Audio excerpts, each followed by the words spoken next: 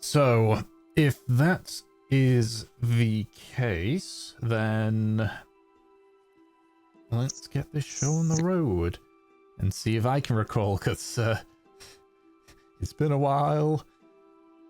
Our band of adventurers, the Talaria, have arrived in the small island nation of Mari Libere. The entire purpose for your journey here was to warn the Crow's Nest captains ahead of time of an incoming Johanian merchant, with the secret of how to get through the Coral Shield being the most important. You felt it was imperative to warn them for a potential plan, and one was decided. Rather than allow this merchant to arrive, you would instead sail out to meet them. Have the conversation in open waters, and hope that they can either send the merchant away or find a more amicable deal. As luck would have it, you had Iridan von Wren, the captain of the Jetstreams, who had the fastest ship of all the Moans. And so it was decided that he would go forth to meet up with this ship, with the Algos following behind it, and hope to meet them before they begin heading through the Coral Shield. However, the stabbed rat had been damaged in a previous mission and required 3 days for repairs. Thankfully, that seemed doable, and so you were left with just waiting and doing various things among the island. Well, the 3 days aren't necessarily up at this point. So far, you have had various conversations and information. Mevler and Arjun, you went to the village of Moa, where you engaged in conversation with the locals and aided them in repairs after a recent storm. Avlok, you were promoted to first mate of the Stabbed Rats, and were shown the ropes of the ship, and enjoyed Iridan in some hefty drinks and questionable mushrooms. And Kindling, you decided to learn a bit more about this island. You went to the nearby school and listened in on a lecture, hearing the Moan side of how they came to be and the Day of Sea. With all this information in hand, that is where we had left off. So,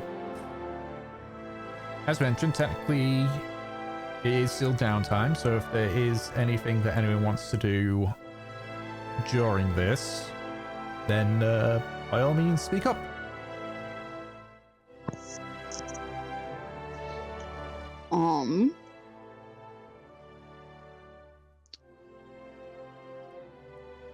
I think I want to go home.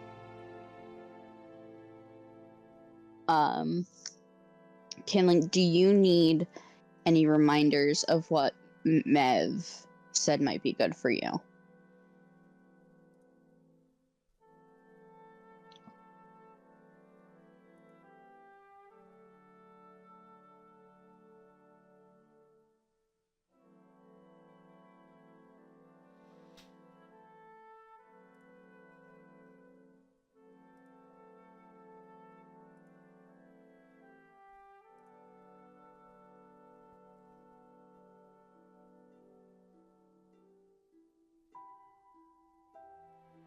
Yep. She said Hag's Booner Curse might be able to help you with like your book and knife if you needed more information on that. Or Corsair's Arsenal for any fighting or weaponry that you might want.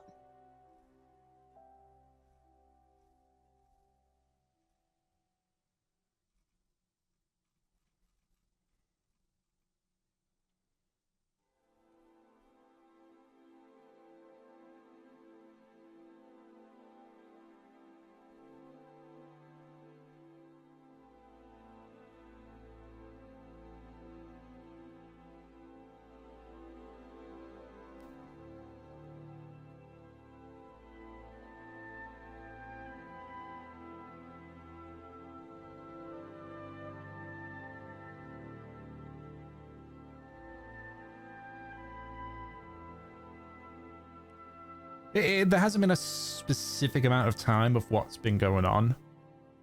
Yes, there has. It's been a day. So we have 2 days. Because I remember it was nighttime by the time that we finished the other one. Right. It has been a long time since it's been a session. Yeah. So, yeah, we still have 2 days. Yeah. Yep.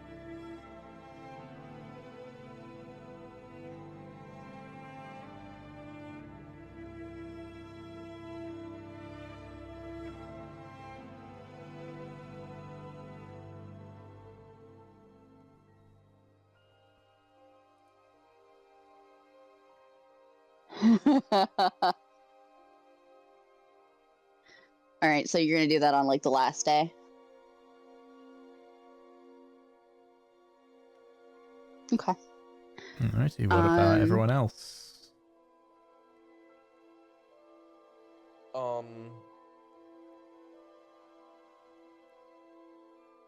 This doesn't need to be RP'd out or anything, but in the second and third days, they're probably going to be spent with Arjun.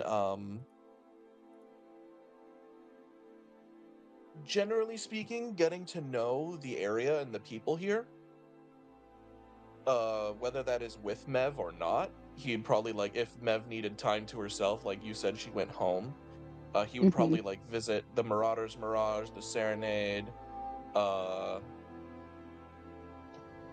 and probably like generally just like wherever people congregate and try to actually like kind of understand the local stuff going on. And he intends to come back at some point. He intends to, like, for this not to be his only visit to Moa. So he wants to ingrain himself a little bit in the community. So essentially, you go sightseeing. Yeah, he goes sightseeing, but the 2 things that he primarily asks people about, is going to be, he's going to ask whether or not they have good fishing spots on the island. He's going to ask a lot of people about where they fish. And he's also going to ask where shipwrecks are that are around the island itself. He wants to know where there have been, like, there might still be ships that are just sunken or are in disrepair around the island in places where they must have, like, run aground or sunk or what have you. Okay, alrighty. And Affleck, what about you? Havelock's probably gonna spend his time on the ship when he can, just making sure things are going okay. Okie dokie, so you spend time on the stabbed rats. Okay, and Mev, outside of going home, is there anything else that you do? I'm just checking something real quick, so just give me a second. Okay. I'm looking for something on your list. Okay. While you search around for that, I can go ahead with a few bits for people here and there if you need to. I wanted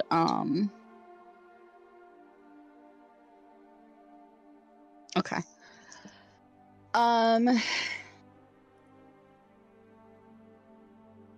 What I want to do is probably collect everyone like the night that Arjun and Mev come back.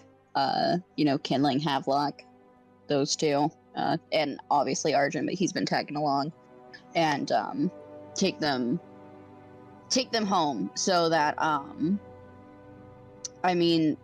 the Algos is about to leave and everything.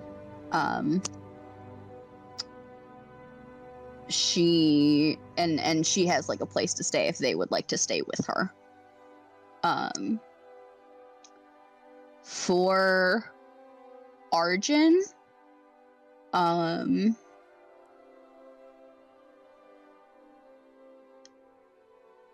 if he is going anywhere,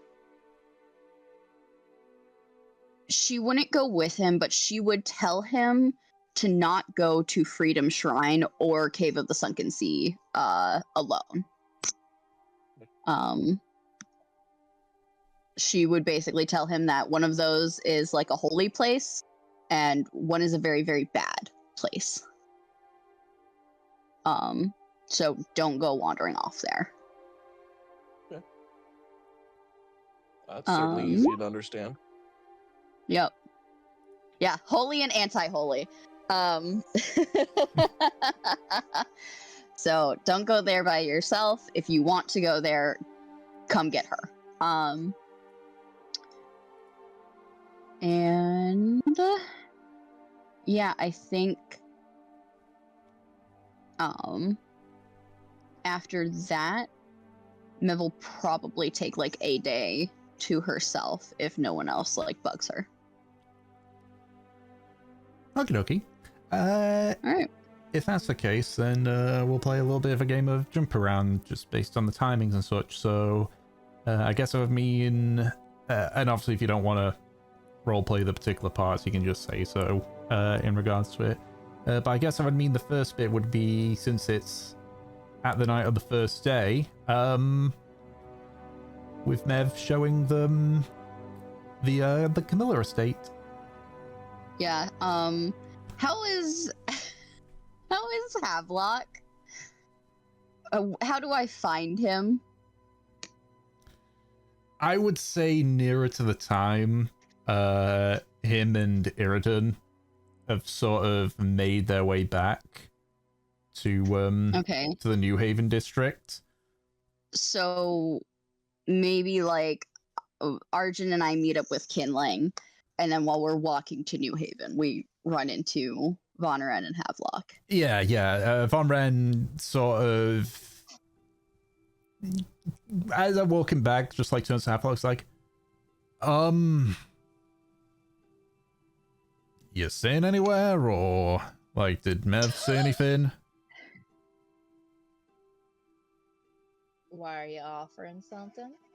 I mean, I could, but if Mev's had arrangements, I'd rather not get on her bad side. Because that puts me on Camilla's bad side as well. Scared of me.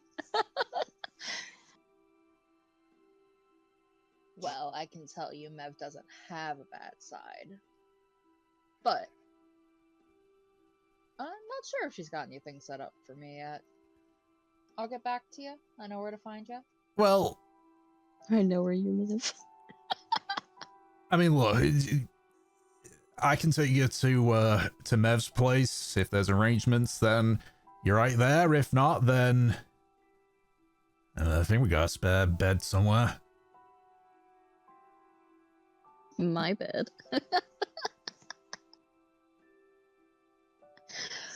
Sorry. Yeah. I'm sorry. Oh, I'm trying not to. I'll stop. I'll mute. We're 15 minutes in, people. Anyway, you go. He's a professional. I'm not a professional. I ain't being paid for shit. Yeah, I can go to Mev's. All right, She's probably worried about me anyways. Yeah. I'll take you there. Been there a few times. Never been in, but been there a few times. I know where it is.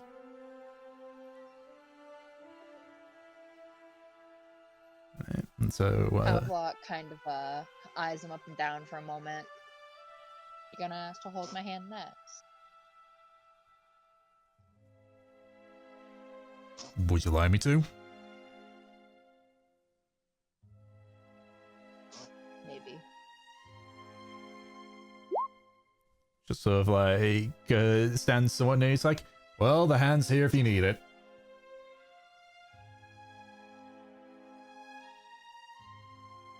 Havelock's gonna grab his hand as they walk. Alrighty. So he walks you over to Camilla's house. Do you need a minute, Peach? Use that hand for a couple of things. All right, I'm ready. Okay. I can be an adult. So as you all sort of like start making your way there, you sort of see ahead of you Von Ren and Havelock sort of walking hand in hand in the same direction as you all. Aw, look at the little pretty blondes. Von Ren just like turns around and spots you. Oh, well, coincidence. Coincidence? Yeah.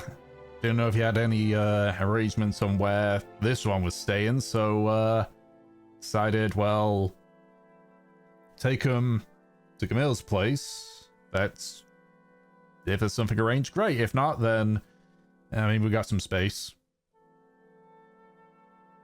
I've got the place, and she walks up to them. How much are they like obviously fucked up? Iridan's eyes are sort of like red around the edges. Yeah. Havelock seems mostly fine. Okay. Granted, Havelock always looks a little bit fucked up. And also as well with Iridan, you can sort of see like if he opens his mouth too much, his eyes twitch a bit, seemingly in pain. Yeah. You boys have fun? This one behave? We had plenty of fun. Plenty of fun. Mm-hmm. I can tell. Havelock's gonna lift their held hands and wave at her. Mm-hmm. Tons of fun. You have to tell me all about it, Locke. Make any progress on learning the ship?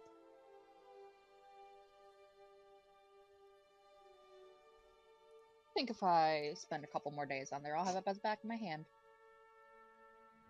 I don't even think they actually did anything except hung out and talked yesterday. So I'm pretty sure. So I'd like to insight that. Okay.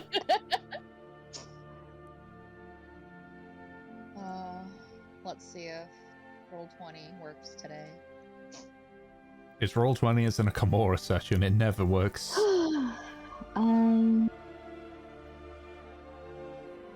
Yeah, it learns one thing. Great job. Let's get wasted. That's basically what happened. 6. Okay. I was tired. She spent all day actually working.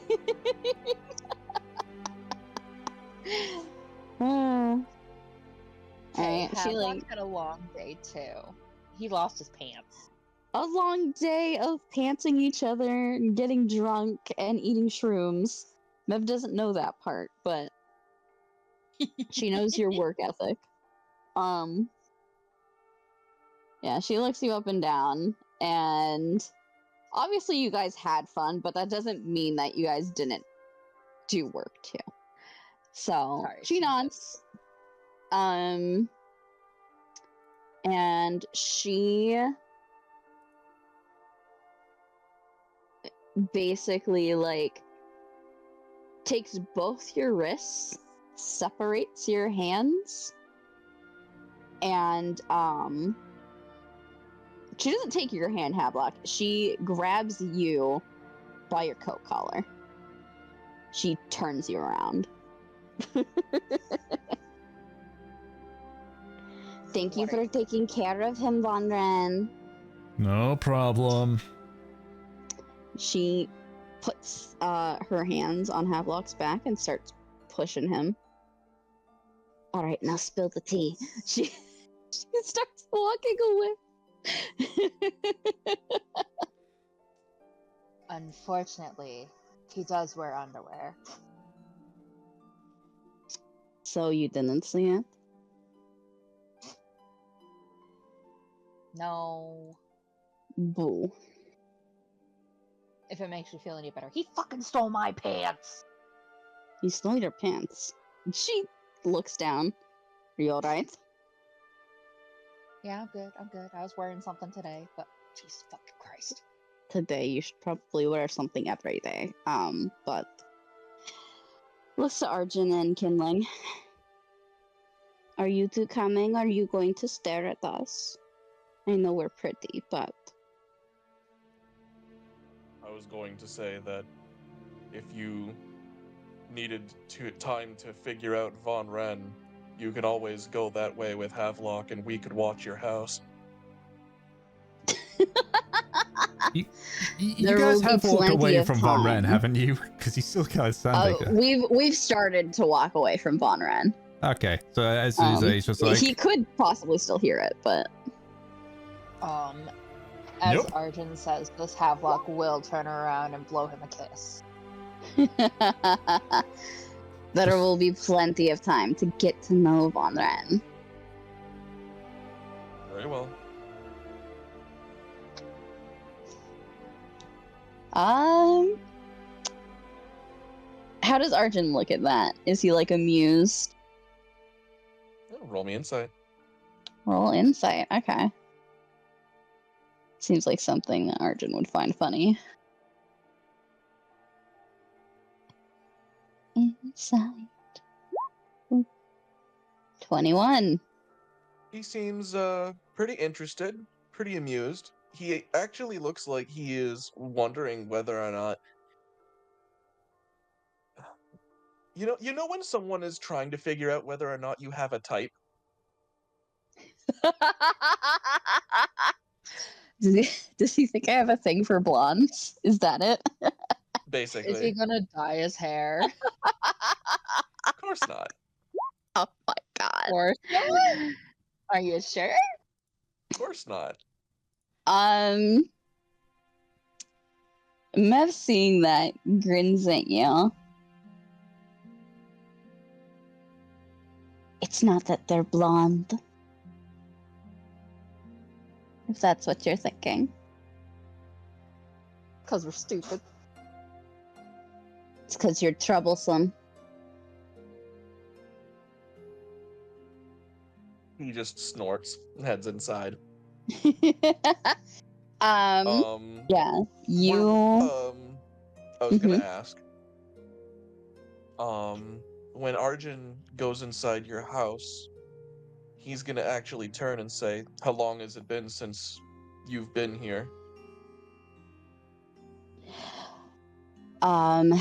Mev steps in, and a lot of her playfulness, her bravado, definitely like melts instantly.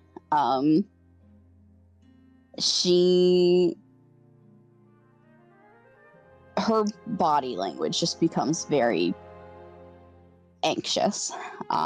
She looks around. Probably year and a half, I'd have to say. I mean, I left about 9-10 months ago now. And we were on the sea a little bit before that. So yeah, I'd say about a year and a half. He nods a bit. Tom, what would it be for me to try and kind of gauge how long it's been since Camilla was in this house? Like, how long has it been since someone cleaned the place up or anything like that? Is it dusty? It'd be an investigation check for that. Right.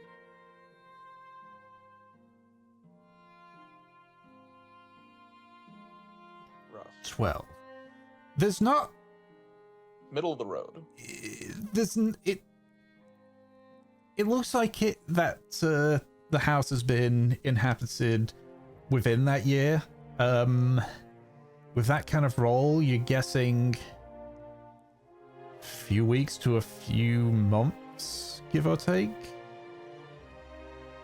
I think that's enough of an excuse for him. Arjun is going to, first thing he does is pull out his chair for Mev, And the second thing he does is start actually tidying the place up. Okay. Mev Obviously, he's not sits. touching anything that she Yeah. looks like she would want him not to touch, but sweeping the floors. Interior decor. I was actually going to Yeah. describe that. I was about to say, it's like because you've designed the house yourself, so... Yep. The house is not quite finished. In my thing, like my designing it, but I do have a very, very strong idea of what it is, so I can describe it. Yeah. Just by modern means, if you've ever seen, like Spanish houses, it's specifically built like that. But on the inside, you go into this kind of small entry area hallway that looks fairly normal. It's just like clearly like Mev tells you guys very clearly to like take off your shoes. It seems like you're not supposed to have your shoes on in the house, and they actually have little house slippers and everything, or like sandals that you're supposed to wear.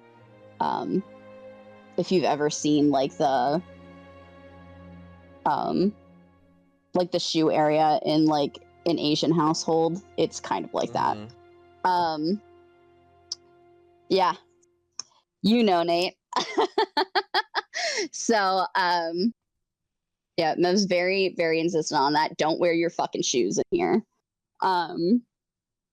But this entry area has a couple of things just strewn about, like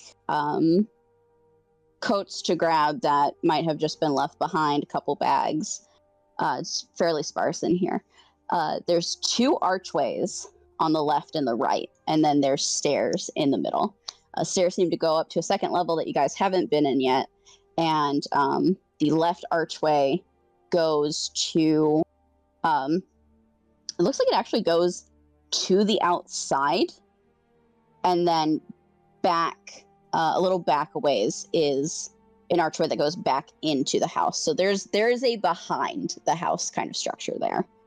Okay. And then on the right leads to a dining room and a kitchen that is it's just very kitschy, kitsy. I can't say that word. It's You had it right the first time. Okay, thank you. It looks like this stuff is well, the dining room is nice, like it's clearly meant for people to meet her at, to talk at. The kitchen is a lot more cozy, homey, for like exclusively the family. There are a ton of plants in here.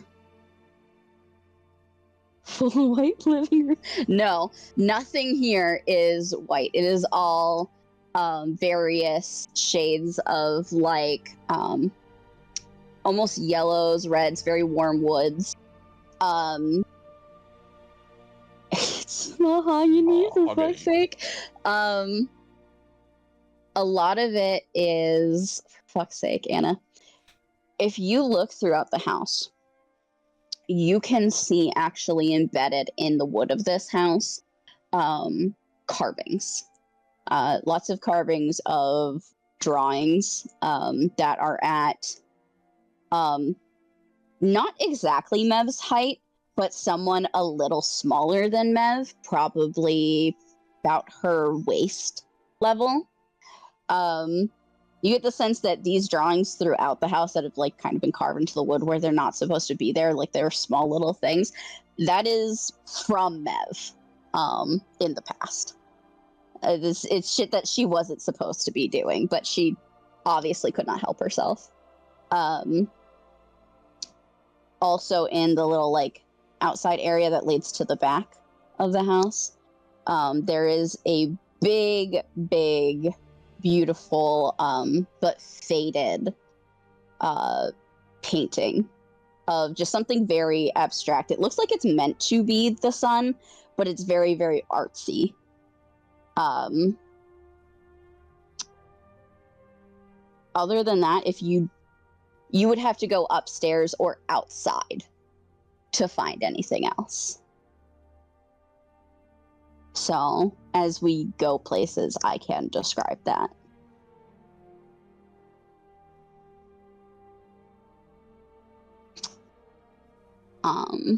But yeah, Mev, like, sits down for a minute. You see, like, the only chairs that you can see right now are in the dining room, so you, like, pull out a dining room chair, and you start cleaning up everything. And she looks at you, and she's like, oh, no, you don't have to do that. I know I don't have to do this. Okay, I just mean, like, she stands up, I can clean up.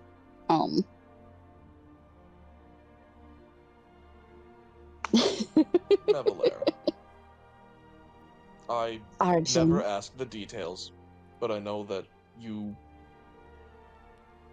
were separated from here for longer than you wanted to be.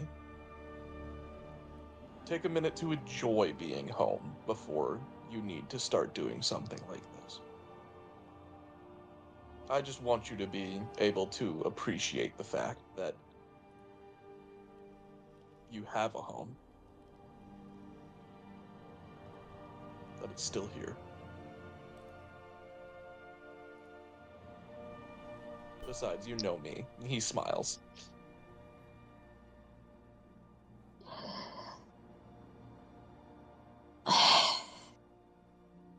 Whatever makes you happy. Good. And he starts to wipe off a desk. If that is the case, Mev will probably show if Arjun's, like, cleaning, like, in the kitchen and the dining room right now, she will probably show Kindling and Havelock around a little bit. Mm-hmm. She'll probably take them to the back area that I described, and into the back of the house. The back of the house, really, it's attached to the house. It's another part of the house. It's just that some of the ceiling is a little bit slanted because it's clearly the stairs that you saw in the entranceway cutting through a little bit. And there is another door to the outside. You can see very clearly what looks like this big, almost like patio garden area. This place is very, very nice for realistically, like, anyone who isn't necessarily nobility. You know, you get the sense walking through this house that Mev may not, be nobility. She may not come from a merchant house, but Camilla has money. This is a very nice place. Yeah, she has some fucking cash. I mean, by Moa's terms, I guess Mev is a pirate princess, but by anyone else's circumstance, she would just be some fucking rando. But no, it's very obvious that Mev's family has fucking money. Again, on, like, the patio, oh my god. On the patio, there's more art pieces that have been strewn about. They've been faded by the sun and the rain over time. Some are more abstract than others. Some are completely faded to the point where you can't really tell what they were. There are a couple drawings there of what looked to be people. Maybe, like, you can see there's some type of Kenku there. There's a very, very, very pale, maybe a changeling, maybe an elven woman. that Mev has drawn into the patio. But otherwise, everything is very very neat. When you go into like the two other rooms, looks like one is just like a washroom area, and the other is a small guest room. There's a bed, a desk, like a plant, and a couple of chests to like put your stuff in. There's also a couple of like colorful tapestries and paintings just to liven up the room. It seems like someone thought that this room was very sad at first and tried to put a bunch of colorful things in it. Said someone, but we know it's Bev.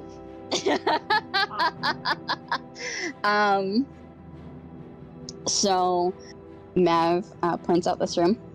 This is one of the two guest rooms that we have. Obviously, whoever wants it can have it.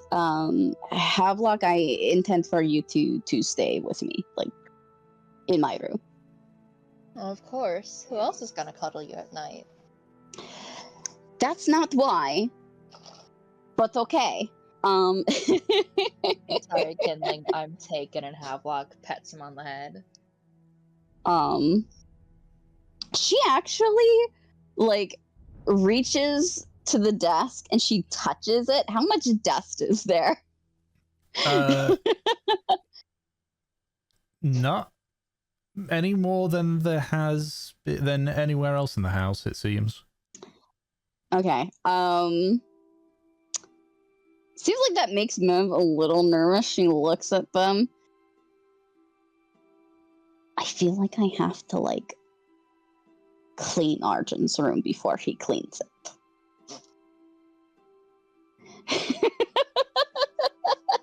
Just for funsies, when Mev says that, Havelock's gonna whisper insecticide.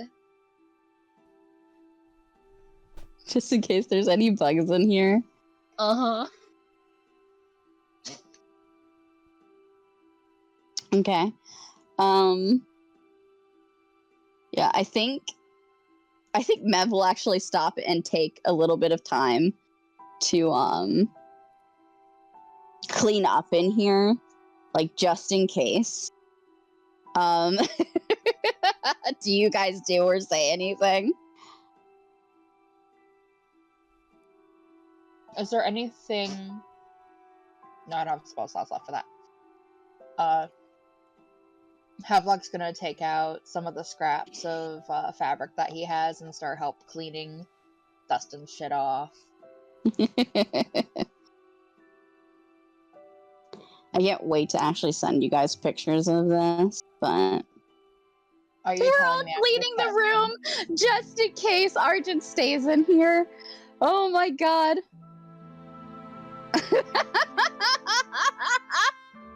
Okay, but Pete, are you So telling funny. me after session you're not hopping on the Sims to show them? I was actually thinking about that, yeah. You guys are gonna see Arjun go back to his room that you cleaned, and he's just gonna start cleaning it anyway. Yep, Aww. yep. After that, we'll go back around. Is Arjun... Yeah, they didn't clean it right. Is Arjun done cleaning the dining room and kitchen? It wouldn't take him too long, considering the place isn't exactly like a sty or anything like that, so... Mev would definitely be a Sims girl. Okay. Then, if that is the case, she will take you guys upstairs.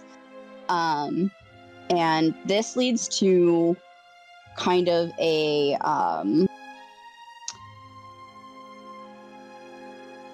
like a lopsided T-shaped hallway. I don't know how to say it. No, I'm wrong. It's U-shaped. It's U-shaped. It's not necessarily that it's like a hallway. It's just that the only area that you can walk is a hallway. There's a big divot in it that, there's a big divot in it that has a very, very big tapestry on it that seems to have... You've seen Mev's armband. It is a black armband with a golden dragonfly on it. That is this is basically a bigger version of that. Again, there's just lots of plants strewn about. All the pots that these plants are in are painted. So she gestures over to the right. There are 2 doors, and the left, there are also 2 doors. On the right, she gestures to the top of the hallway. That is another washroom, and she gestures to the left, basically on the opposite side of that, and that is the guest room, the other guest room. She opens that up, and again, it looks fairly sparse. Just because it's meant for a guest to be able to put their stuff in. The only difference is that this one has a bigger bed. Supposedly, if there was a couple here that wanted to actually stay in here.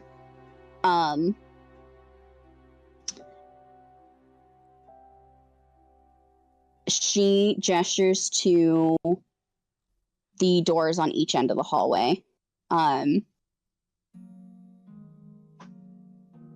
You notice that all of the doors are very similar in that they are these very warm woods. And they're all decorated in these very, very pretty wreaths. The one door on the right side is pure black wood. It's still got a wreath on it, but it is covered in black and yellow flowers. She gestures to that door. That's my mom's room. Don't go in there. Obviously. Let's see, she doesn't share your palette. No, she likes darker colors.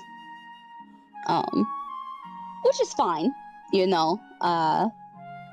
but definitely she looks around the house and how just beautifully colored it is. Everything has so much vibrance in it. She's definitely let me do what I want. He nods.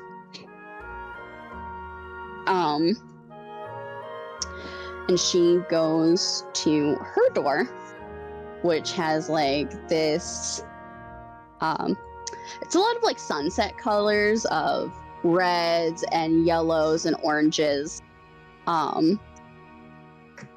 all put here. These wreaths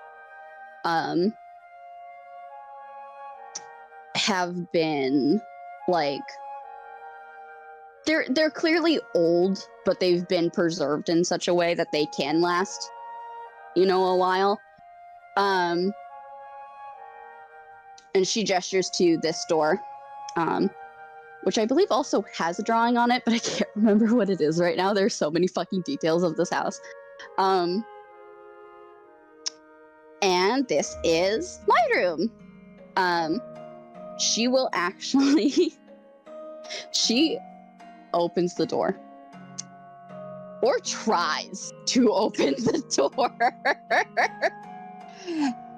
And it gets maybe a quarter of the way through. It's stuck. It hits something. She pauses. A canvas probably fell down again. And she just fucking checks this door. She is so used to this. Before she can fully open it, can Havelock, the skinniest fucker in the world, slip past?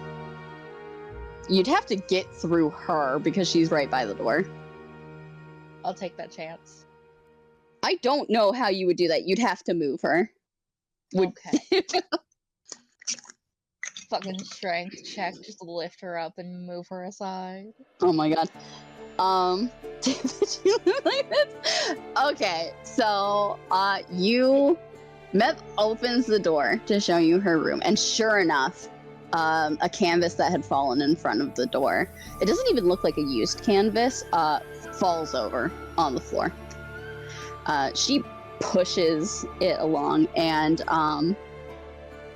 you are greeted with this very, very, very brightly colored, like yellow toned room. She allows you guys to like peek inside. There is this hand-woven rug that is on the floor, full of like oranges, blues, whites. A lot of the fabrics that you got, Arjun, for your room, they look very similar to this.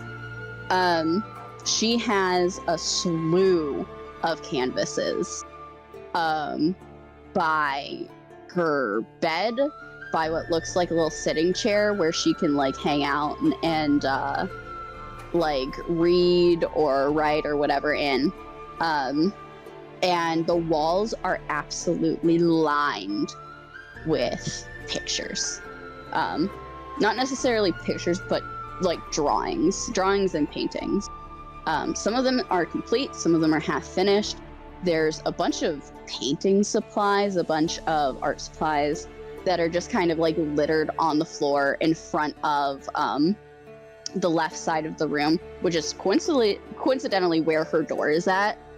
In regards to her room, it looks like when she left, was in the middle of a project that she just didn't complete. And then in the middle of her room, I should say all of her furniture also looks like it's been painted on. But in the middle of her room is her bed. And it looks like it's kind of meant for a child.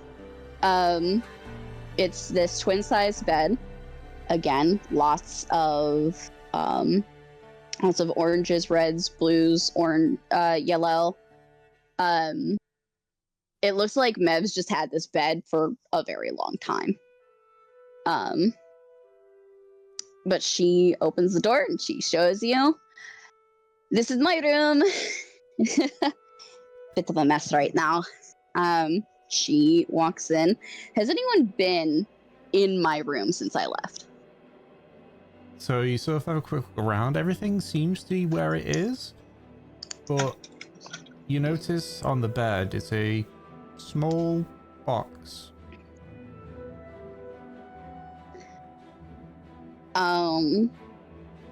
She takes a look around, like taking everything in. Clearly it's been a long time since she's been here. She spots the box on the bed, and she goes up to it. This wasn't here before. She picks it up. What's it look like? It's a simple, like, paper box. Just small enough to nearly fit in the palm of your hand. Okay. Fairly light. You just sort of like hold up to your ear and shake it a bit. You feel something sort of like you'll bump around in there. Mm-hmm. I was gonna open it up. Okay.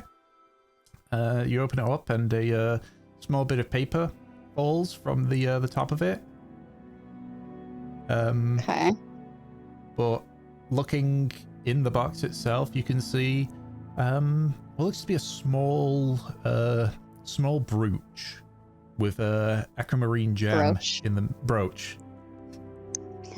we call it brooch over here. I'm 99.9% certain it's one of those things again. But brooch, yeah, that's what Havelock said. So the brooch, it's made of. It's not particularly ornate. It's a golden brooch with what appears to be sticking out from the edges is dragonfly wings, and as I say, like set in the middle is a small aquamarine with a I would say with a clip at the back of it to use.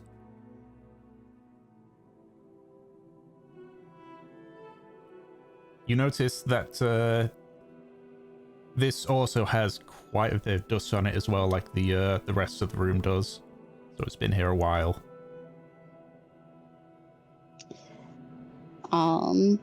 Again, any excitement that Mev had just kind of, like, on her face just melt.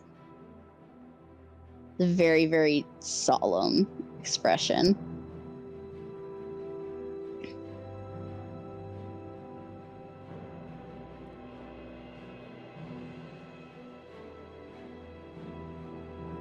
You need a moment.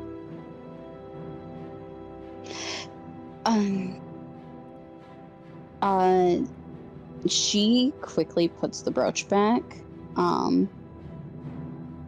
covers like the box and everything, and the piece of paper, she actually covers it with her foot. No, sorry, I forgot that this is here. What do you think? I would like to incite her, please. Like, same. Do I get advantage because I know Mev?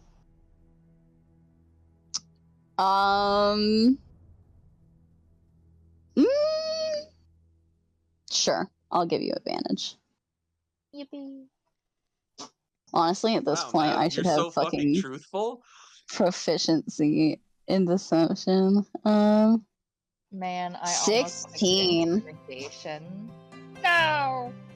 Yeah. I mean, Mev looked a little upset for a minute, but I mean, this is a hard time for her. She's just getting home.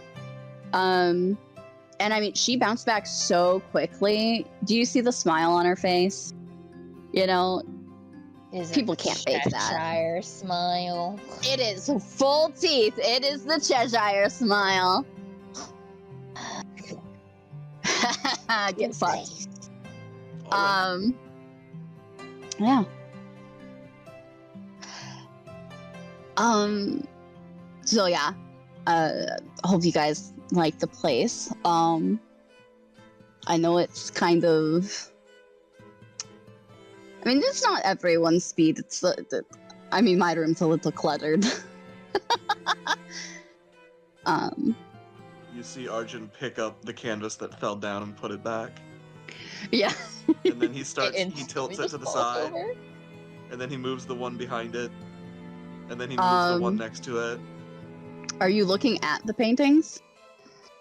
He is organizing them. He is looking at them and he's organizing them by size. Okay. There are a couple paintings here of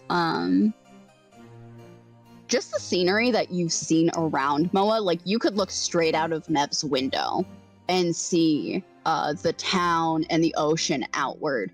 It looks like she's painted that view. She's painted the mountain that the crow's nest is on. There's also a couple of like Port Honor and everything, or some things that actually, Arjun, can you roll me just like a history? In fact, I'll give you advantage for this. Should I get advantage since I've only been on Moa for like 5 minutes? Mev is There's a very particular generous. reason. Yeah, go ahead. Generous with her lovers. Sorry, Kidling. Get Sorry. fucked. I mean, this is a beautiful. These are beautiful pieces. Looks like some sort of desert? Question mark. But I mean, could be a beach. Who knows?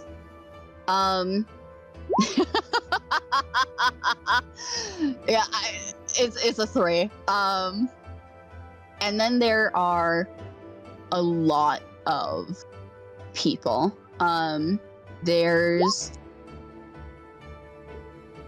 not really okay, there's a lot of people of like, there's an orcish woman, there's some sort of drow lady. There's a couple elven women. There's also the Kenku and again the changeling or the elf. Very, very hard to tell with her. There are some of Mev in this, but something fairly apparent about any portrait that Mev is in. It's almost blurry. While the other people are clear, Mev herself is very, very fuzzy. How good are these paintings? Like, are they like? I'm assuming they're good, obviously, but I'm wondering whether or not they're just good or they're like Picasso type shit. They are like Picasso type shit. Okay. Mev is a very, very, very talented artist. You see Arjun looking very entranced by your paintings then. Like he is absorbed in looking at them and poring over them as he's moving them around. I take it you like those? He glances over you for a second and looks back down. And then he looks at you again and he just says, "You have a very nice gift."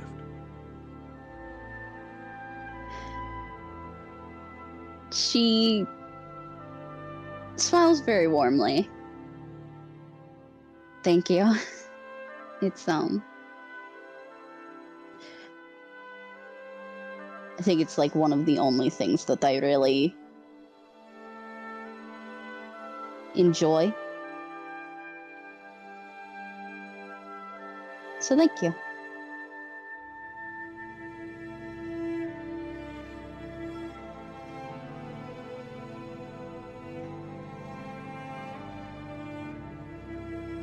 Well,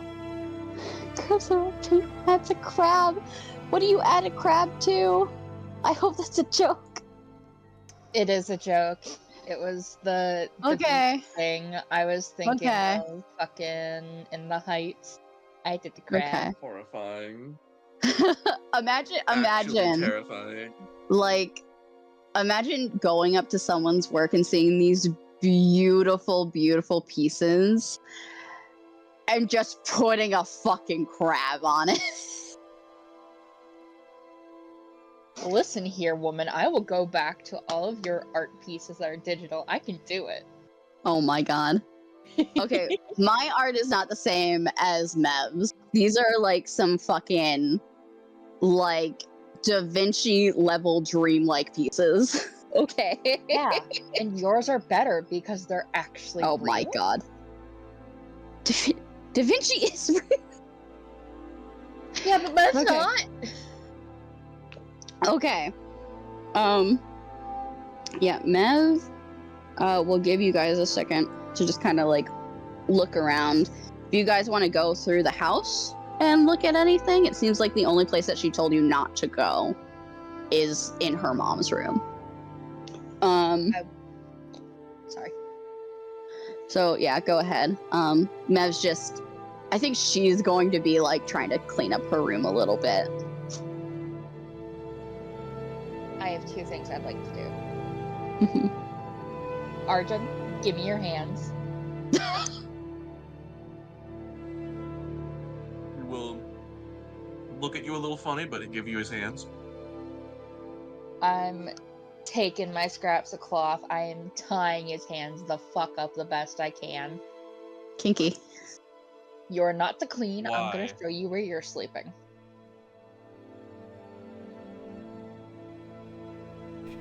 You know this is counterintuitive, but fine. I'm gonna take him to the certified Havelock approved bugless room.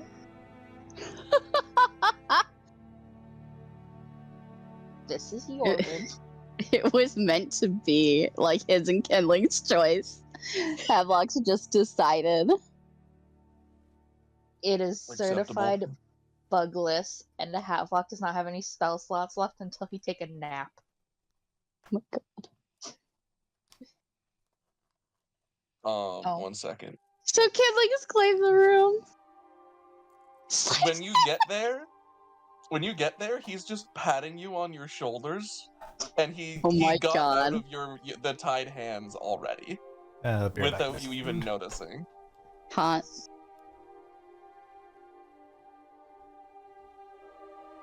This'll do. Kidling stuff is already in there though. No, it won't. This is Kindling's room, apparently.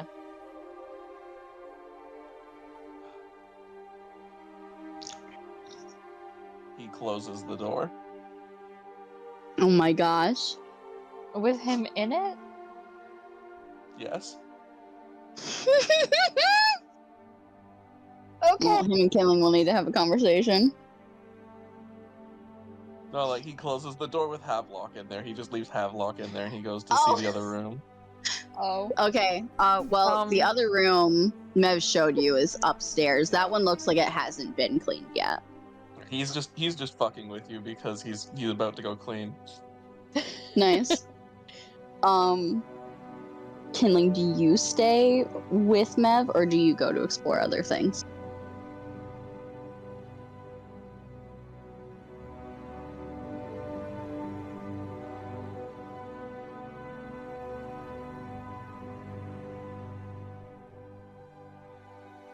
Wants to see the Wants to plants. see the Plants. There are plants all over this fucking house.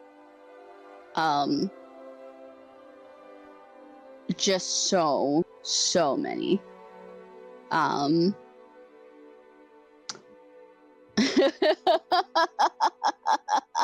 He's really enjoying it. Are they cat safe? That is hard to say. But there are just various types of plants strewn all throughout the fucking house. If you go outside, there's even like an entire section of the house that is just like, it looks like it's the side that like Moans typically have of them camouflaging. It is entirely full of various ivies.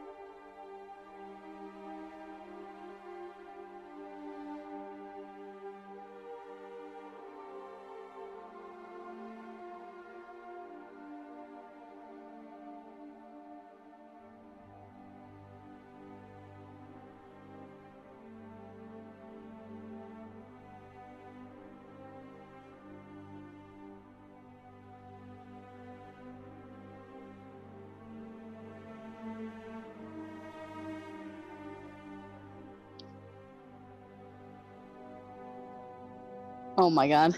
Alright, yeah. I was gonna take that opportunity then when all the boys are away to like take her foot off the piece of paper and pick it up. Okay. So you sort of notice that there's writing on two separate sides. Okay. Just sort of at a glance, see that one's written in common, and the other one's written in somewhat broken Kiori. I think that's how it was pronounced. Quarry, yeah. Kiori, yeah.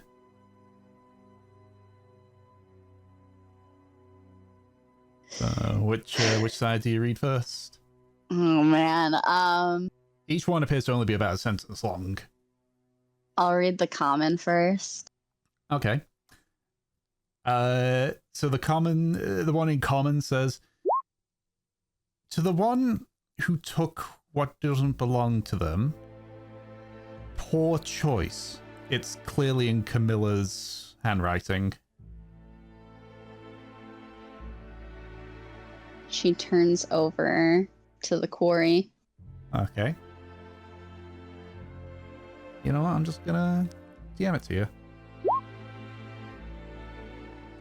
Oh no. So one's a threat.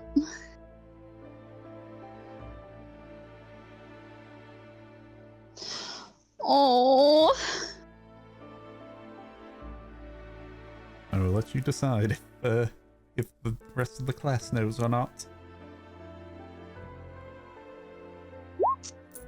Fuck, I want to fucking cry. Holy shit. Do you need a cry break?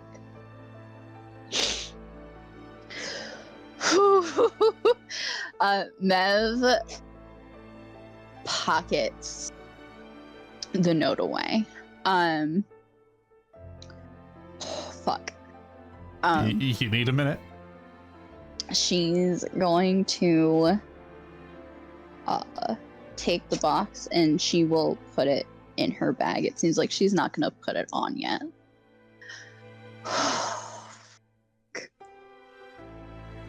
I think I actually need to roll another deception for Meth.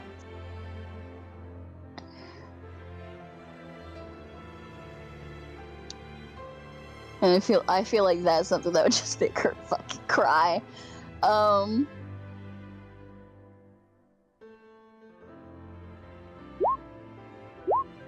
16, okay. Mev's hiding her feelings. That's what she's doing. So, yeah, Mev puts her stuff away and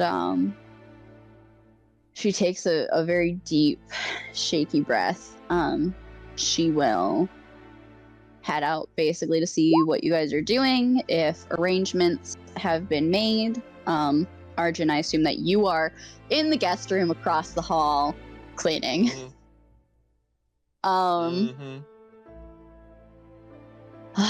Arjun, she goes to you, she takes the thing that you're cleaning with and she starts cleaning up.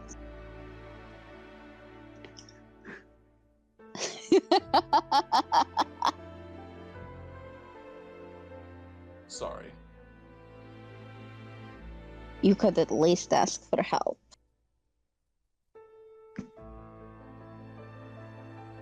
It's my choice.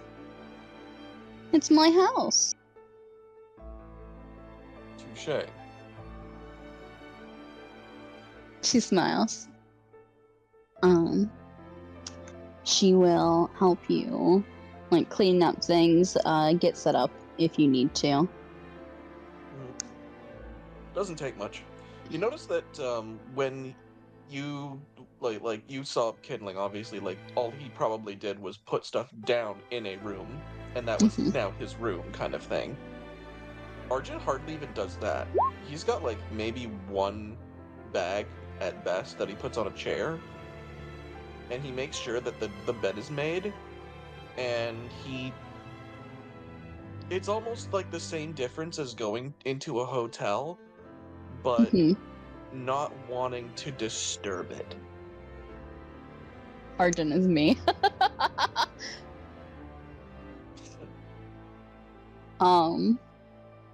She looks at that. Do you always pack so light? He nods. Is there anything that you need off of the Algos? You said that you planned on running about here for a while.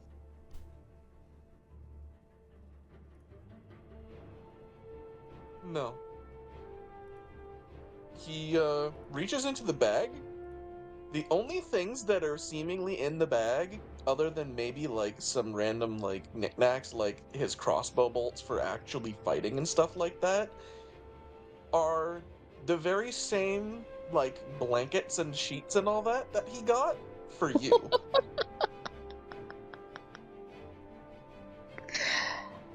Mev? And he starts laying them out on the bed.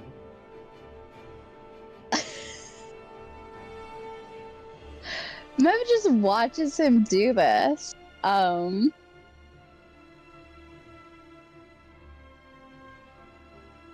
So you pack lightly for yourself, but you bring a whole bed set. For the Mullins that you're sleeping with? Yes. Where's the logic in that? There doesn't need to be logic. Okay, then why?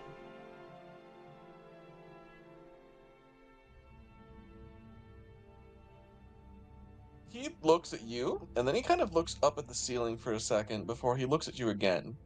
He says,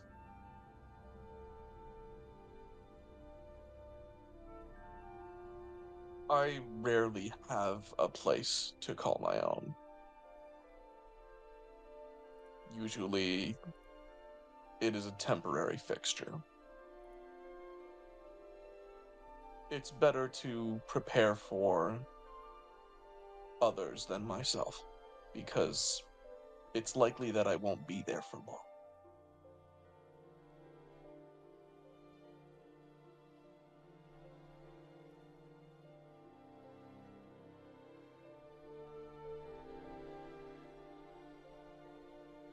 You don't really have a home to go back to, do you? He shakes his head.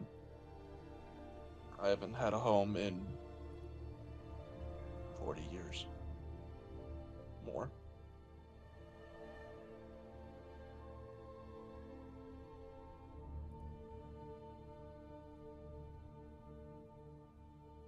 Do you ever hope for one? To settle? I don't think I can anymore.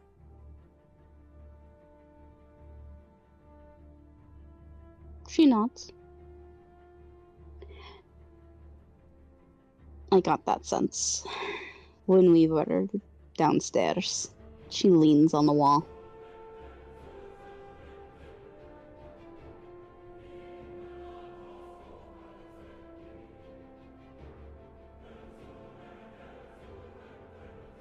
I was glad to hear that your mother was safe.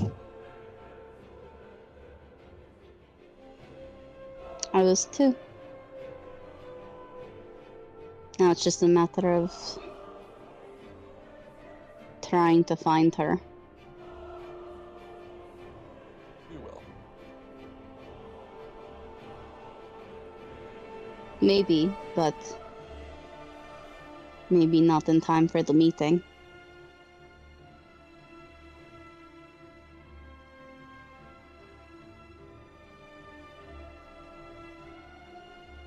I'm sure we can handle it.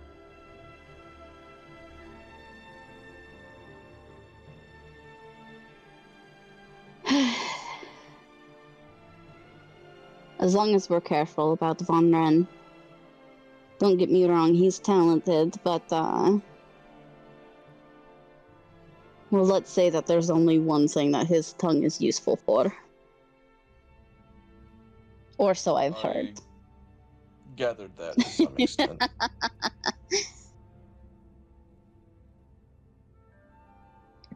Yeah, I Mev worry. nods. 4.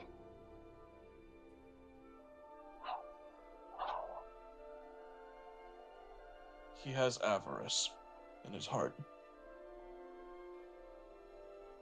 It seems deep. I worry that this deal is going to be something that he wants to, rather than stop, have first pick of the litter. I did get that sense. When they were talking, I was...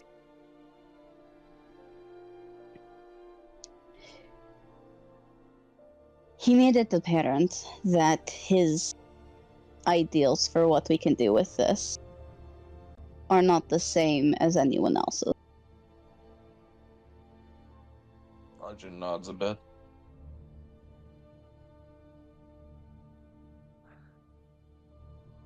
We'll just have to run interference.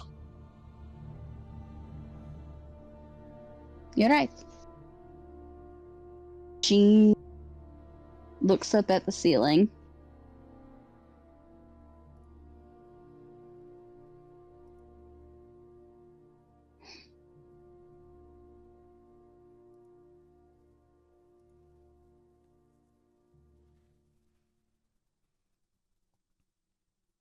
I hope he doesn't disappoint. I hope so too.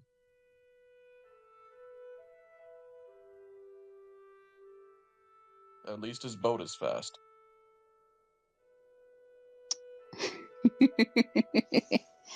At least his boat is fast. She looks down.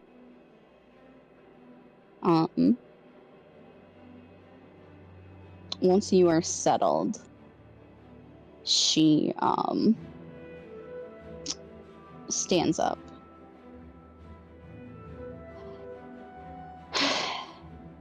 Do you plan on going to bed, or do you need anything?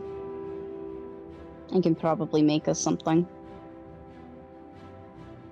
It was something I was curious about.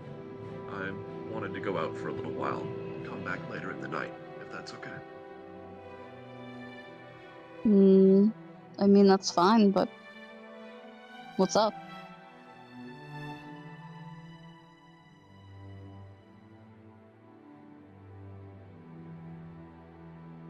He shakes his head a little bit and he smiles. Actually, like for once, it's kind of bashful, and he says, "I just wanted to go fishing."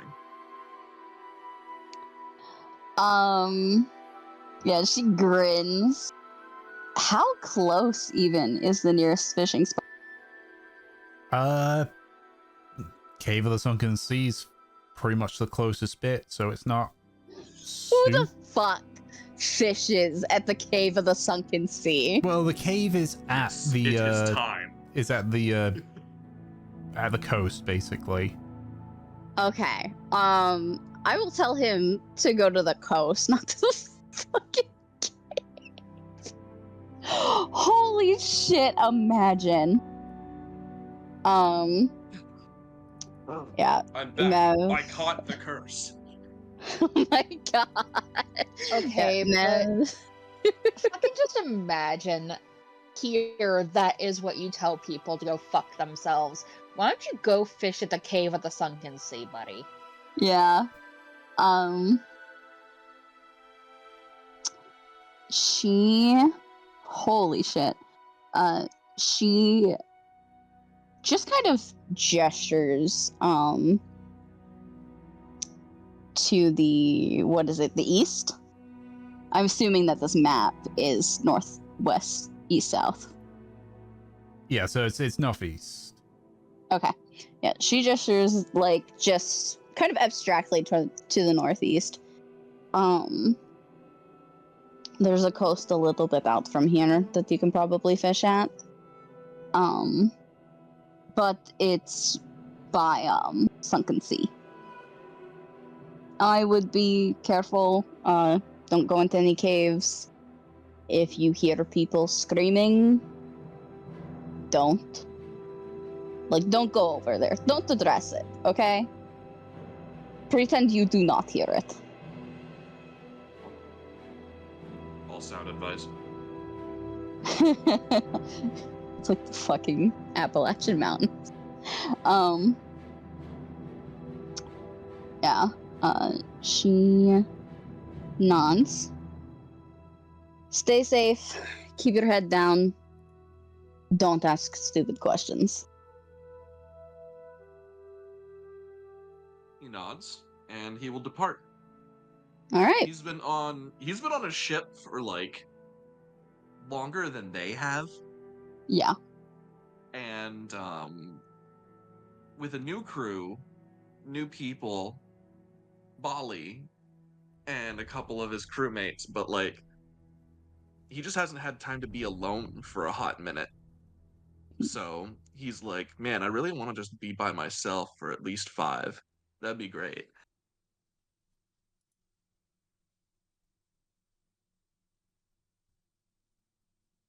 People get to choose to have alone time. What the fuck is that? Let's do this, silliness. Everybody say hi to Lucy. Lucy. Hello. Lucy, you're so fucking fat. Can't believe Brad's giving his cat You're body fit for dysmorphia. virtue.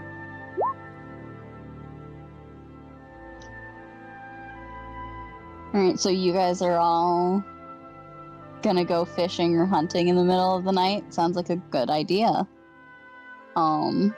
Boys You can being only catch boys, eels at what can I night. say? Fucking catch eels. Is this Stardew?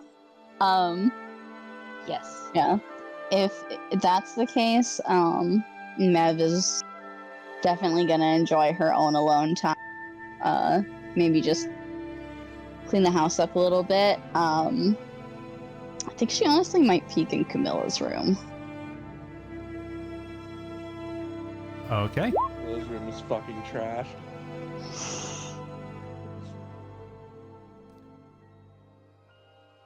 You, Ren's undies are in there. no chance. Okay, well, that would be interesting because Camilla's a lesbian, but Another one for Brad's collection. So you peek into Camilla's room. Appears to be pretty much the same as it's always been. The only real thing that you see is just sort of like hung up on the side is what looks to be one of her old swords. You'd known a bit before you'd left that she was looking to get it replaced because it was getting worn down, and you can see it's just sort of resting up against the wall. You can see next to it is a what looks to be a partially carved out wooden plaque. okay. This wooden plaque. What does it say anything on it yet? It doesn't. It's it definitely looks like it's sort of relatively early in its construction. Like it has the like the base shape, but it's clear like the back part needs to be cut down and sanded and the wood treated and everything. Okay. It looks like So it's this is just beginning. Yeah, it looks like depending on how long she had been in Mari Libere itself, probably around the time before she had set off on this current mission that it was being worked on. Okay. Yeah, Mev goes in there and she like locks the door. She traces her hand on the wall as she goes through. I think she stops at Camilla's desk. And she actually like feels out the wall for a minute to feel a little engraving there that she did a long time ago. Is there anything on Camilla's desk? She usually has a journal, but that's on there when she's at home, but she takes it with her when she's off on the ship. So there isn't anything on there. Like the like the spare inkwell and such are still there, but her journal itself isn't with her.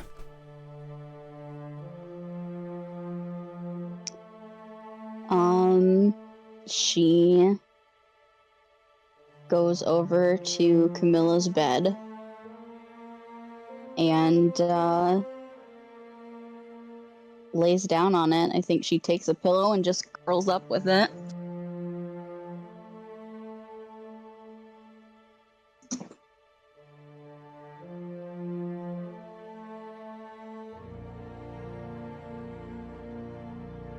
Alright. You just sort of lie there, just hooking onto one of the pillows.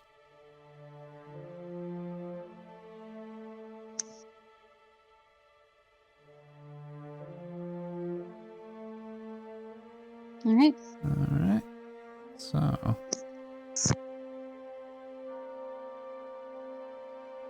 So I can see Havlock and Kinley are doing their thing. So, Arjun, you're going to fish.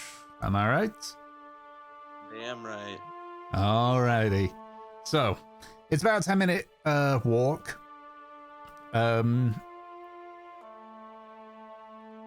a d20 for me.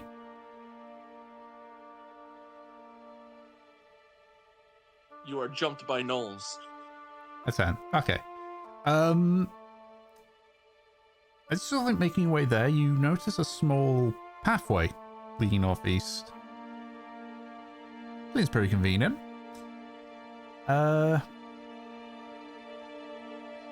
You continue walking through,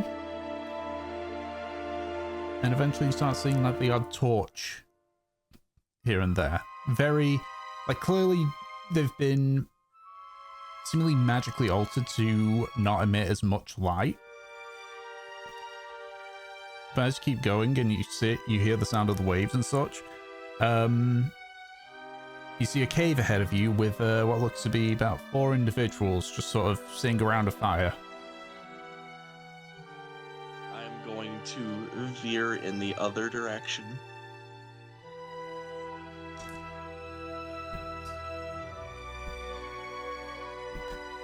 Okay. As you do that, you hear from the group just, "Oi, oi!" Hello. Come closer, lad.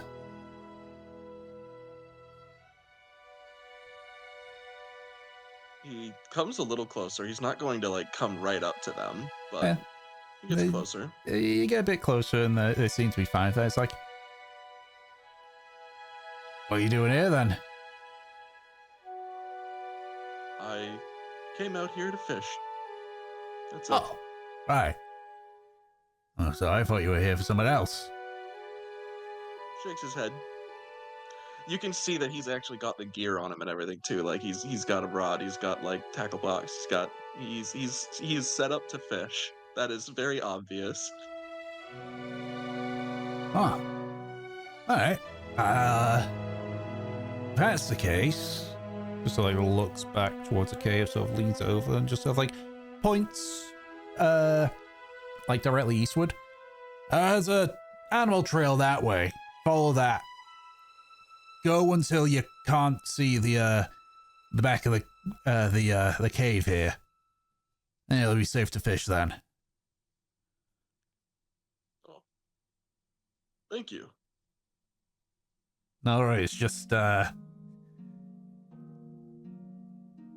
if you hear any This area screaming, is you unsafe. didn't. He nods. I got similar advice from another Moen. Small mowing.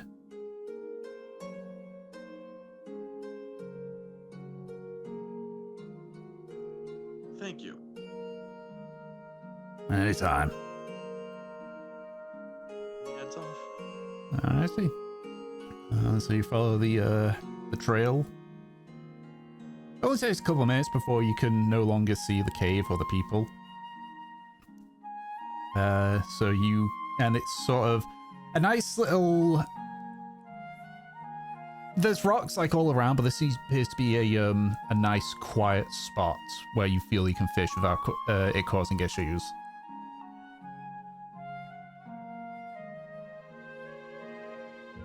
Alright. Okay, so you want to do the funny rolls? Yes. Okie dokie, let me bring back up that document. There it is. Now, where's the roll that you need to do? That's saying about bombs. That is not the right section. I have scrolled too far down. Okay, make a survival check for me.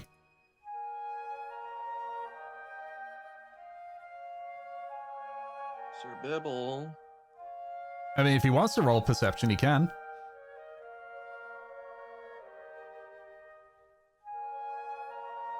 My ears are shut. My fish is cast. 15. Okay.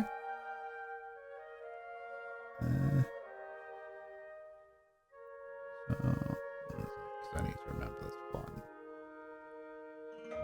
Okay. Go ahead and roll me D100.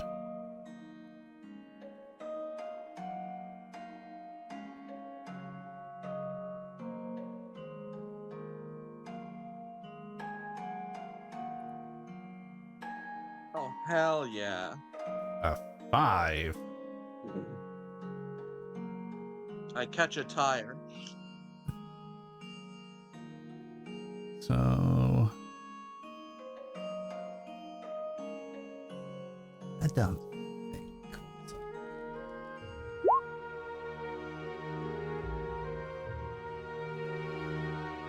Actually, no, that would be okay. So you sort of just sit there for a bit. You feel a slight tug on the fishing line. As you start to reel it in, suddenly you feel a very sharp and hard tug. You've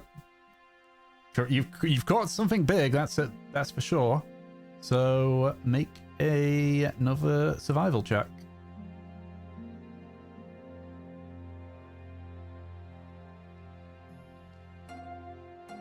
Okay. You begin sort of pulling it in. Make a perception check for me as well.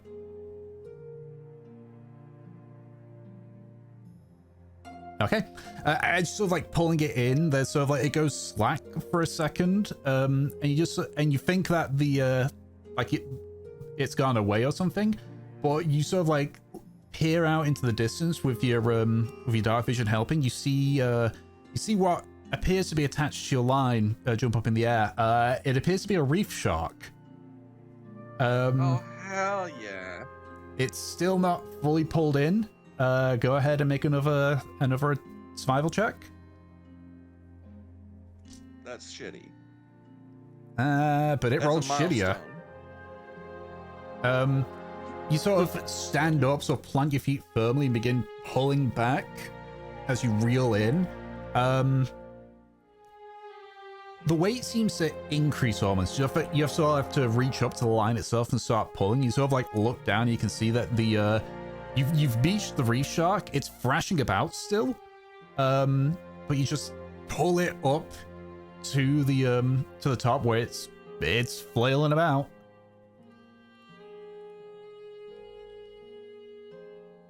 Oh, gee, little bastard.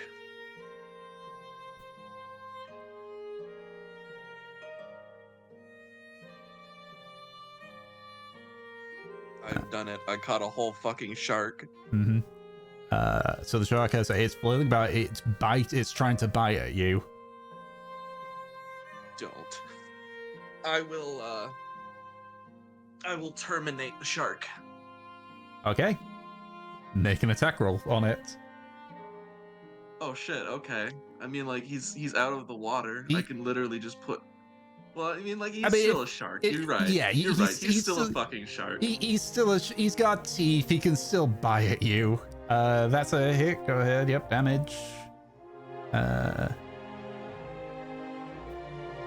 don't know if sneak counts, but I'm just gonna roll it anyway. I mean, given the fact that it can't move, I would say so.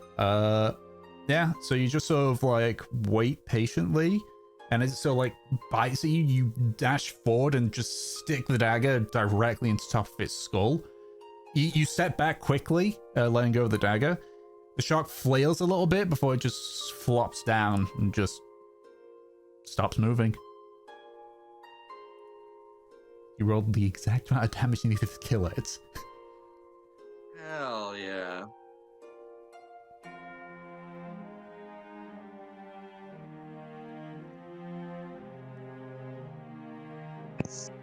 Brad, please look in squared box.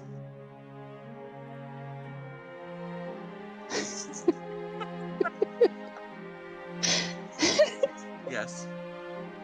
100%. Yeah. Arjun's gonna pass by where those guys were with his shark. Okay. So you don't like skin the shark as is? Nope, I'm gonna take it by. I'm gonna carry it like a trophy, and I'm gonna be like, guys, check it out. I'm gonna pass by and be like, thank you for sending me on a shark way. Nice. Good catch, buddy. Good catch. That's it. That's all he wanted, was to show off. Okay. So you make your way back with the shark, I assume? I want to know if there's probably like a fishmonger type place where I could literally like sell the shark, and have that like a fresh shark, fresh catch. Here you go, fishmonger. Yeah, there definitely are places where they would sell fish. Yeah, that's basically where I'd like either they would buy it off of me or I would butcher it myself and keep the rations. All right. Up to them. Yeah. So you find a fishmonger that's still open. Place the shark down. He's just sort of like, so what do you want from it? You want like gold? You want to have its skin taken off, its teeth taken, cut into food? What you want here, buddy?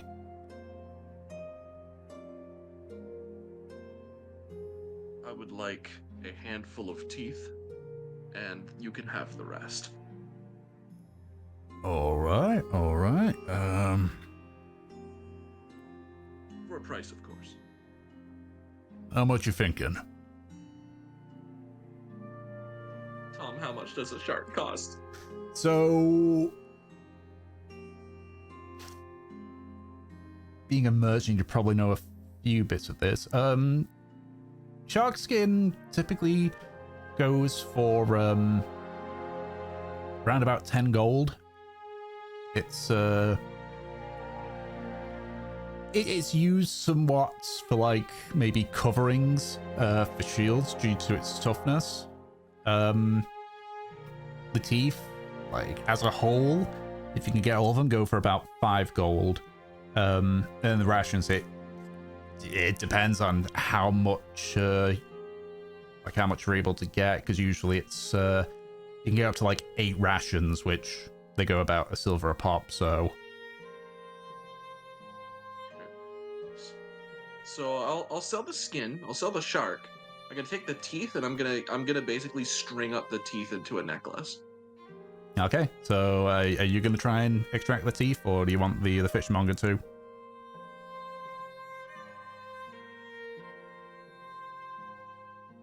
I'll have the fishmonger do it. They're a professional.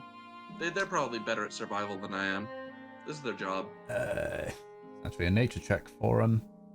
Okay, yeah. One of the teeth do get chipped, but he is able to extract them. Chip my fucking teeth. Sorry, pal.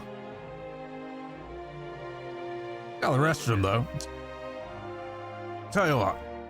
How much were you gonna give me for the rest of the shark? Well, how much did you want for the shark, I should say? About 10 gold. Sort of hands over 10 gold, then just rummages in his pocket and hands you an extra 2 silver.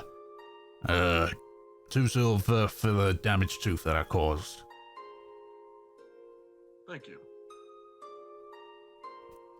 And just so, like, reaches over and just slides the toothless shark over into well, this to be like a tub of water.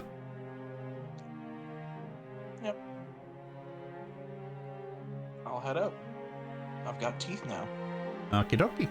Chipped shark teeth. And I've still got manta ray fins. I can give him those.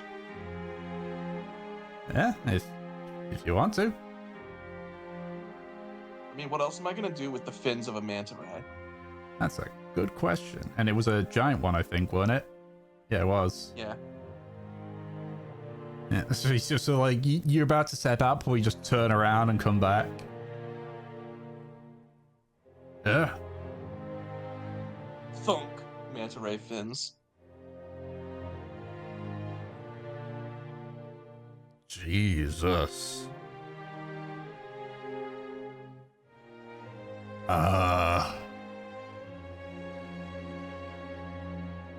So like rummages in his pockets a bit, just sort of like opens up a pouch and starts just counting.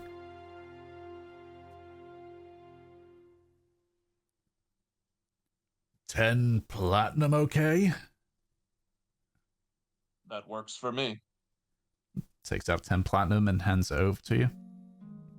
He lifts these like Jesus, fucking heavy. And it just places them on a bit to the side. Ah.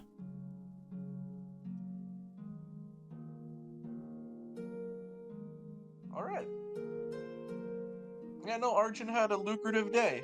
That's pretty good. He's gonna go home. He's gonna go home. Well, he's gonna clean himself up and then he's gonna go home. Yeah. Doesn't want to walk into Mev's house smelling like rank shark. Okie dokie. So, if that's the case... You know what, just given what time it is, let's take a small 10-minute break. So that's a good break point. Arjun had a completely different plan, but I didn't want to just, like, jump Tom with it. But this is fine. I mean, if you're fine jumping stuff at me, I can usually handle it, usually. He got that water-breathing ring from, Mevalaire. Yeah. He was asking about where pirate ships might have, crashed and where, like, shipwrecks might be, because he was gonna go dredging. Right. I thought that was gonna be like during the, day 2 free kind of deal, not a day 1 thing. Yeah, I plan to make it for the next day. That's why I was just like, let's just go fishing. Okay. But yeah, if everyone else, 10-minute break. He's gonna check those out later. And there we go. So,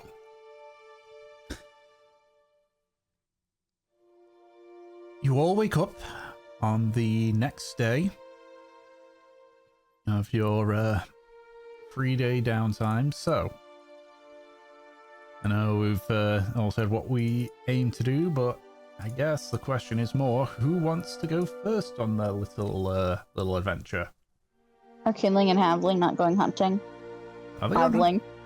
Havling. Well, there's the pairing name.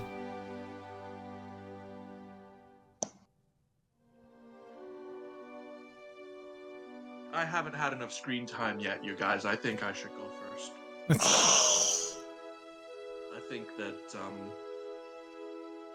I deserve this.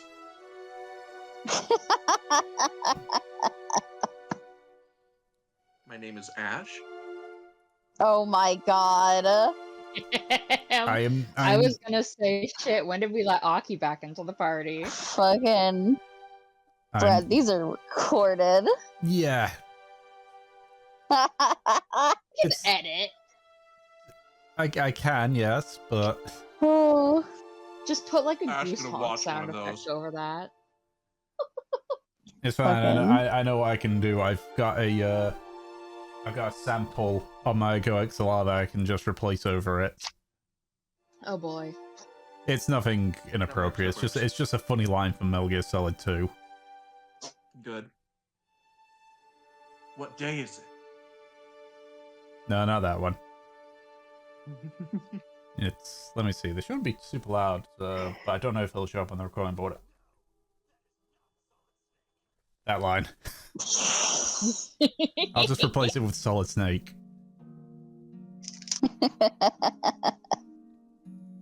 Yeah, that's not going to show up on the recording either, just because of how this stuff is set up. It's the best part. Regardless, so yes, who wants to start off with their thing for day 2? Is it Brad? Because it can be Brad, or it can be others. Kidding. Then you've put yourself up. So let's see if anyone else has anything.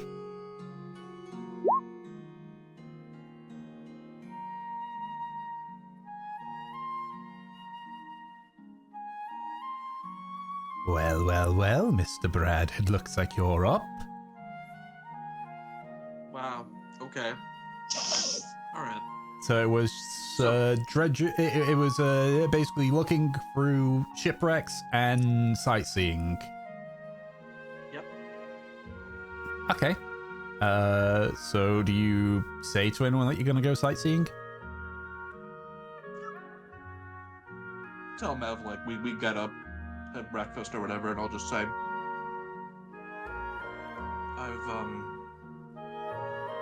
I've got plans to head out and explore a little bit today. Need anything, or are you feeling pretty? Feeling pretty comfy. All right.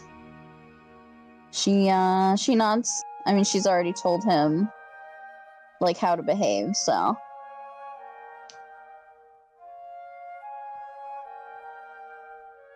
I know how to behave. I know what caves are evil.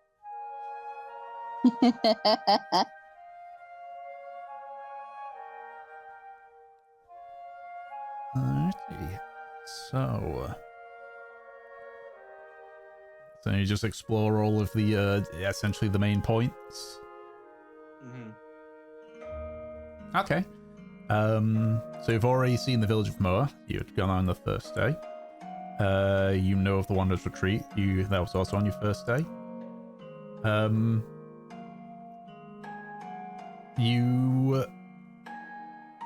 think the easiest parts will just go right to the left. Why is it not letting me scroll to the right?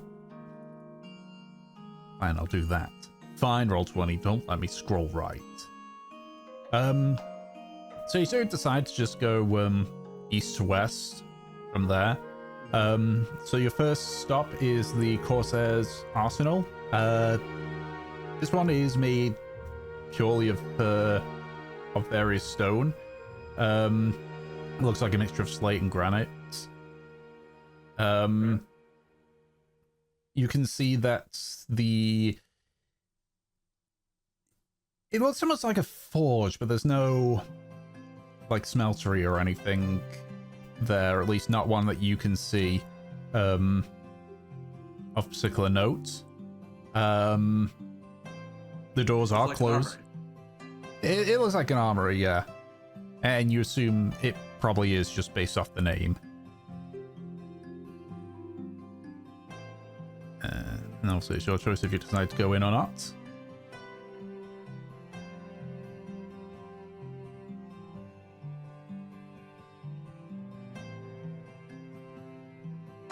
I mean, if nobody's here, then I'm gonna move on. Okay. You head westward. To the southern part of this, you see a what looks to be a tent. A relatively large tent, almost like Like a yurt? yeah, like a yurt. The front flap is open, and there is some movement inside it. Sort of Well, dotted that could just be around. two people having sex.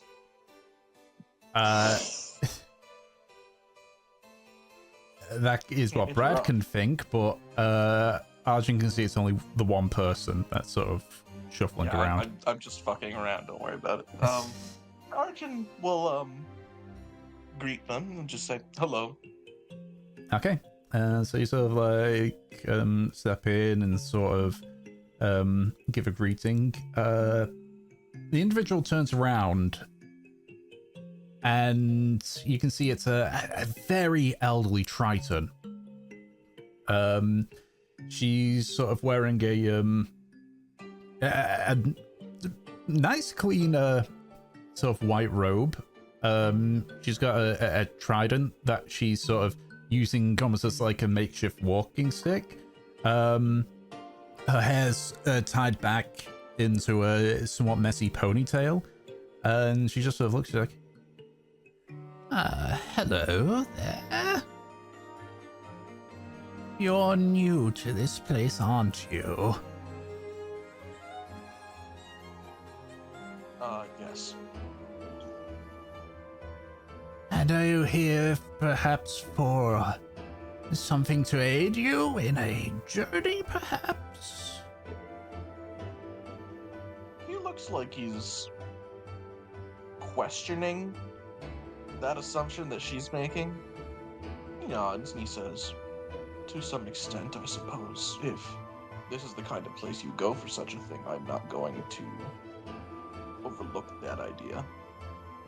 People come here every now and then seeking for fortune. Not immense fortune, mind you. That's something I can't do, but small things. some it's a comfort. For those that make use of my services with deception, they find it's more of a curse than anything else. I see.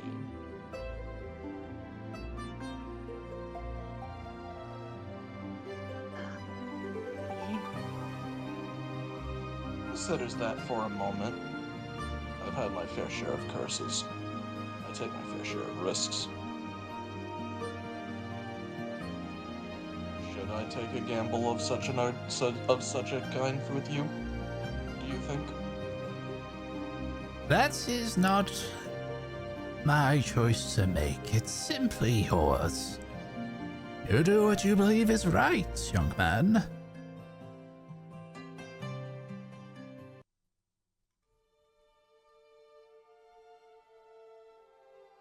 Team thinks about it. Eventually he shakes his head and he says, "You'll have another new visitor soon, I'm fairly sure. But I was just stopping in to say hello." Of course.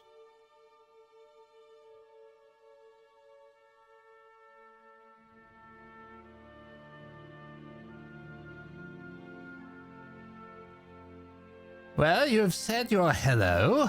Unless you're willing to make use of my services, I would ask you to leave. Very well. Rich. Did you?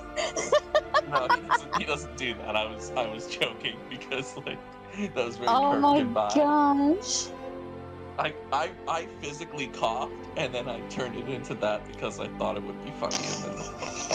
And then, no, he gives her like a nod and bids her farewell. He moves to his next location. Okay. So your next location is the Mariner's Way Station. You can see that this one is heavily covered in vegetation, especially on its ocean-facing side of things. Whereas the side which you're coming from is very like grimy whitish walls and such. You can see there's some wrought iron lanterns adorning the walls alongside what looks to be like murals of maritime adventure or art inspired by the island itself. Mm-hmm. The door is open. There is sounds coming from within if you want to go in. Do they have any Mev classics?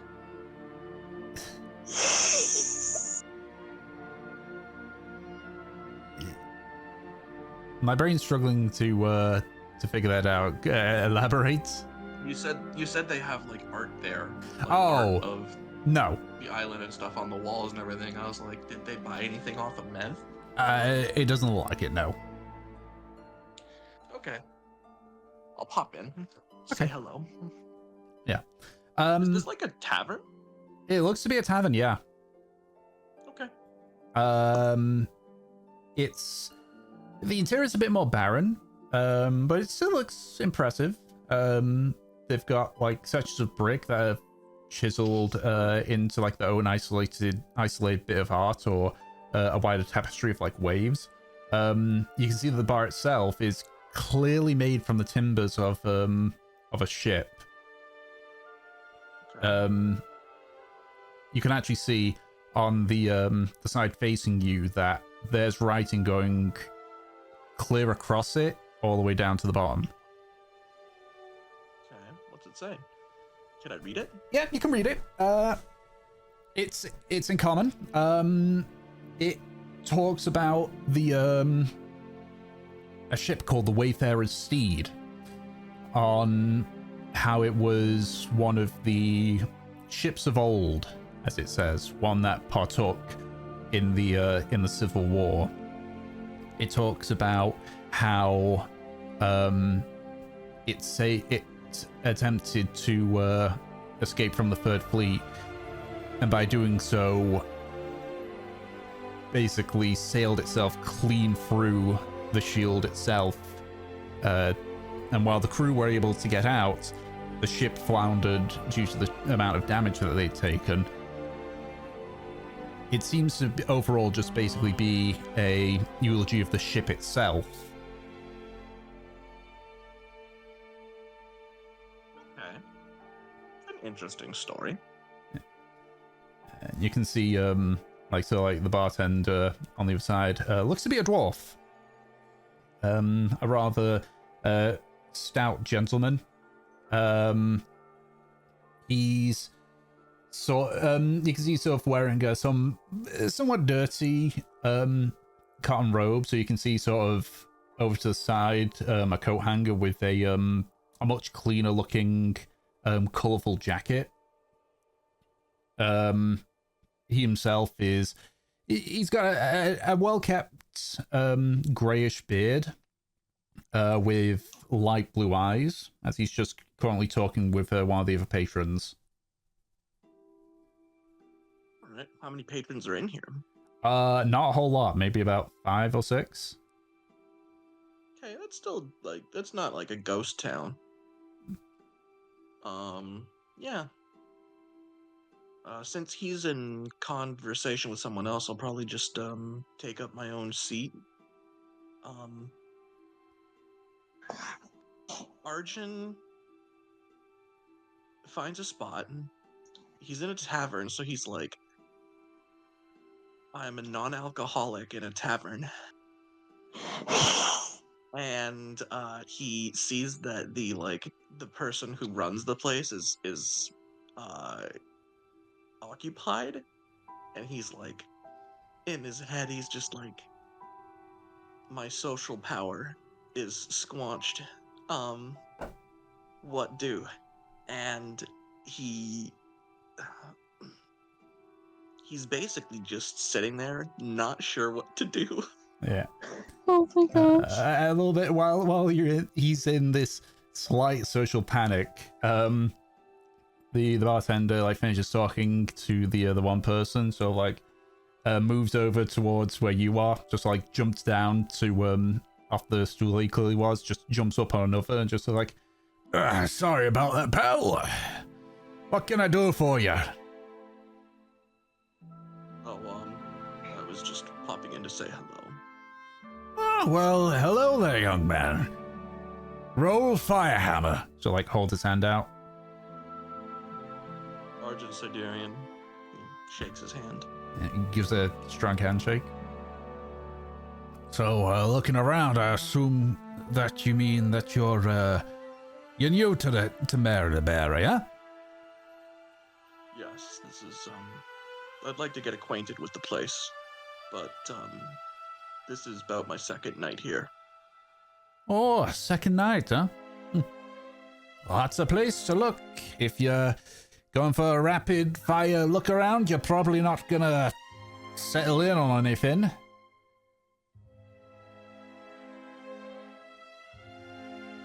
Part of my suspicion as well. I was also wondering if there were, I wanted to know where there might be places of interest that were below the waves around the coast of Mari Libere, where ships might have sunk, etc. Well, there's a vast majority of the ships are on the other side of the shield, but there are a handful that are here around the island itself.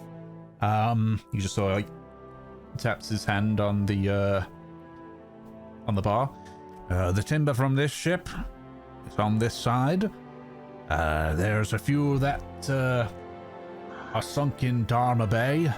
That's over on the southern side of the island. It's where the second port is. I assume you're not aware of it, are you?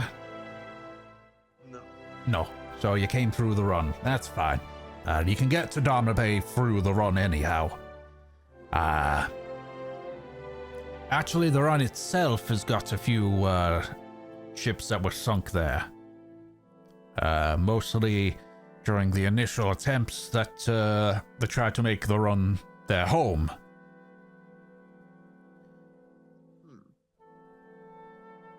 That's just off the top of my head. There's some wrecks on the northern tip of the island. I wouldn't recommend going that way, though.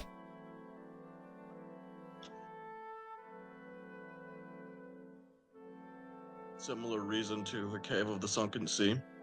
Oh, no. No, you got if you see anything in the Cave of the Sunken Sea, it's because some bastard deserved it. If you go to the northern tip, though, you gotta contend with the other tribes, and trust me when I say it, they ain't friendly. I see. I heard a bit of that from the villagers of Moa. Oh, those lot, aye.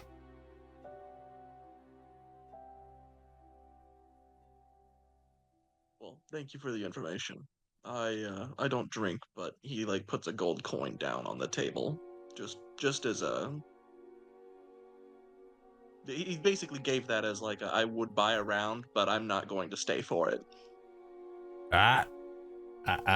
You're not just giving me a coin and leaving. One sec. He sort of like reaches down, starts rummaging about, and just sort of pulls out a tankard, puts some water in it, just sort of like looks about and reaches under, and just basically like squeezes some lemon into it. Just slides it over. That actually makes him laugh a bit. He nods and he says thank you for that. He chugs back the nice lemony water. So wants to drink, he just like takes the tankard and just puts it under and just alright then. I mean, if you're looking for any more information, I'm a pretty decent one, been here a while.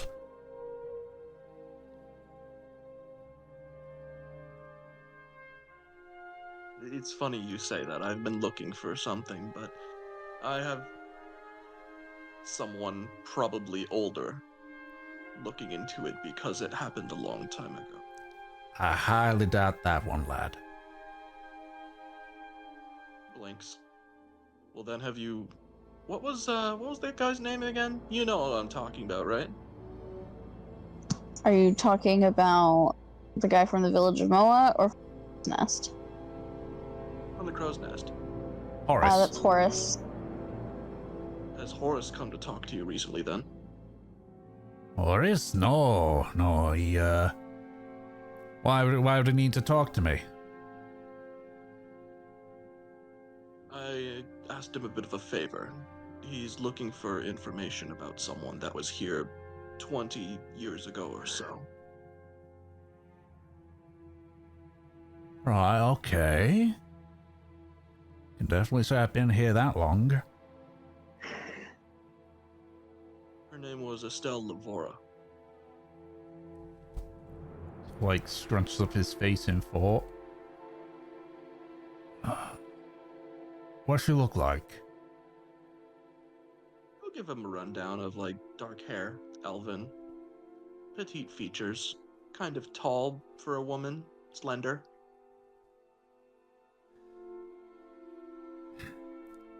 It rings a bell, lad. But if it was a while ago, we got a lot of people here.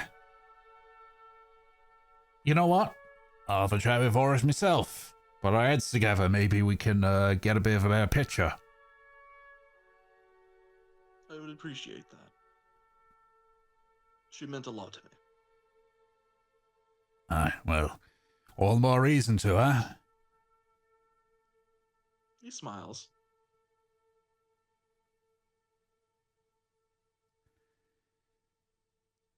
So like looks over as he sees like another individual come in looking tired.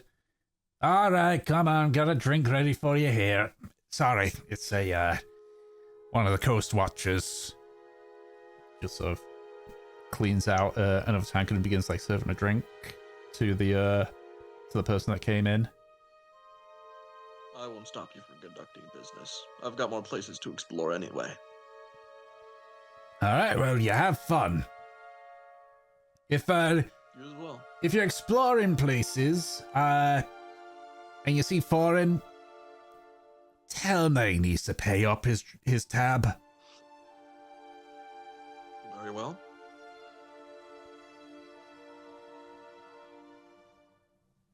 Alright. So you head to the next bit, the Marauder's Mirage. I described it in a previous session, so I don't need to do that. If you want to go in, you can. Does anybody else want to handle their scene next? Or yeah, actually, do I that's just go on probably marathon? a good thing, because that'd be a good idea, actually, yeah. So anyone want to go next? Mev is just hanging out today. Yeah, It seems like, Nev's having a chill day, yeah. Yeah, she's taking a break after basically doing everything. Mm-hmm. I think Havelock said that he was going to be spending more time with the stab rat.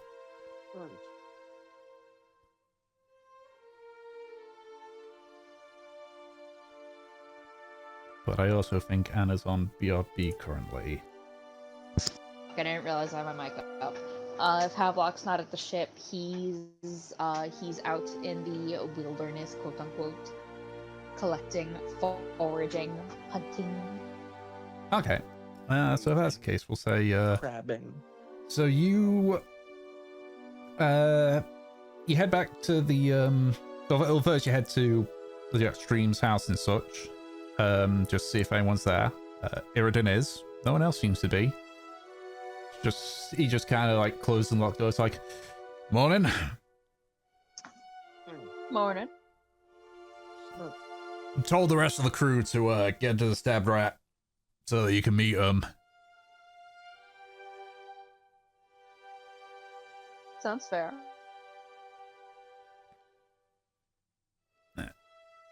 It's only gonna be Are a you gonna lead the way this time? Sure. Just gonna say, it's probably only gonna be a short one here. Gotta write up plans and get all the supplies on board. We'll be fine for setting off, don't worry, it's just... Don't want to get in the rest of the crew's way while they're doing everything. It's fine, that's fair. Lead the way. Okay, so it leads you back to the stab rat. Climbs aboard, just sort of like as one of the regular one of the crew is just walking by, just like grabs him by the shoulder, spins around. It's like, hey, buddy, specialists, get him up here, right? Yes, Captain. All right, just sort of like gives him a bit of a nudge with the elbow as the crewman goes off to pick up the. My brain is short circuiting. To collect the rest of the crew. Break, Tom? No, I'm fine. It's just, you know, my brain was just like, yeah, okay, now I'm working again. So, eventually all the crew brought on board. At this point, Iridan's just sort of like leaning against the railing as they all show up. And he just starts going down the line of the crew. So he's like, well, here's where I would point to Finian, but you're taking over for him for this one, so we'll skip that. I mean, you've met him anyway, so it's whatever. Points to what looks to be a tall tanned half elf with silver hair cascading down to his shoulders. He's got his like arms crossed, and you can see that almost the entirety of his arms are just covered in brightly colored tattoos of various fish and ocean swells. That guy there is our quartermaster. We call him Silver, but his actual name's Arian. Your choice on what you call him. Silver. Yeah. Bet you couldn't tell what he's named after.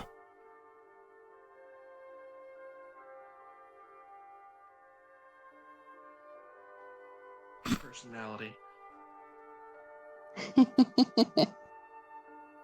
Clearly a tiny silverfish. You know, you're not the first one to make that kind of question, but you are one of the few. It's his fucking hair. And it's also the fact that I'm the one that kept talking us out of problems. Silver tongue and all that.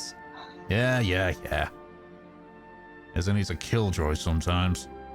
It's good if you get in trouble, though. Nice of him to have him on board, you know? That one points to the goblin who you'd seen the day before. We call him Boomy. He's our gunnery master. Yes, but my name's Crag. If you say so, Boomy.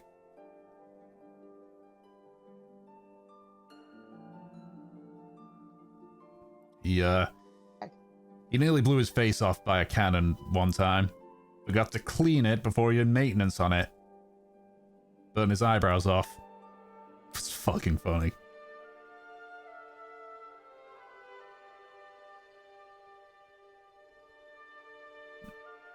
Points to the next one, who appears to be a tall, lean, and muscular human with a neatly cut brown beard with deep blue eyes. His hair's sort of like shortened into a buzz cut. You can see currently he is shirtless, and you can see on the left side of his chest is a tattoo of what clearly appears to be Port Honor, with various dots that you assume to be trade routes onto the city, whereas his right arm is lined with what looks to be like storm waves and clouds. That there is Ian. He's our surgeon. Also a bit of a priest boy.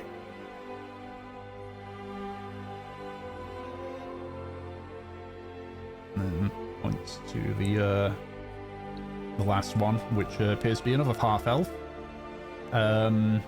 Sort of tall and leaf with a tousled blondish hair. You can see on the inner side of his right arm there's a sort of star constellation running down it, and he has misty grey eyes. He's like, and that there is Franz. They actually aren't part of my original crew. They were part of the crew we joined.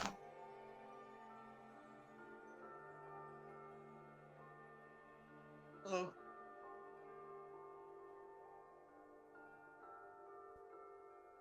Havelock nods, giving everyone a good little hello.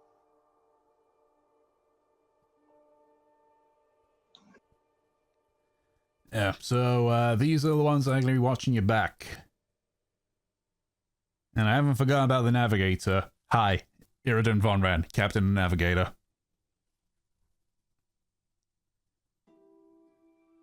Pleasure to meet you. You look familiar. I have that effect on people.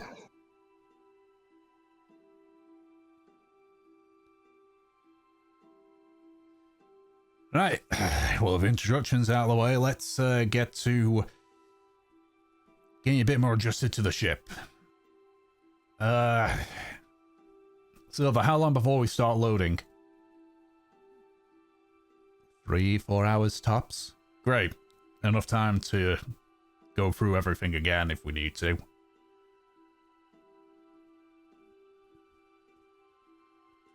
I see. So the next 3 or 4 hours is you being being retaught and also just learning some extra bits in regards to the ship itself. You're fairly confident that you'll be able to operate the ship as normal. Just seems like it's a ship with a shit ton more rigging.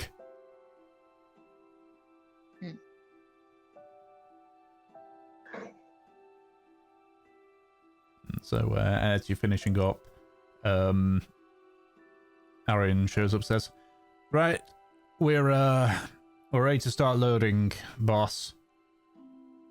All right, cool. Means we can't do anything at all for a bit.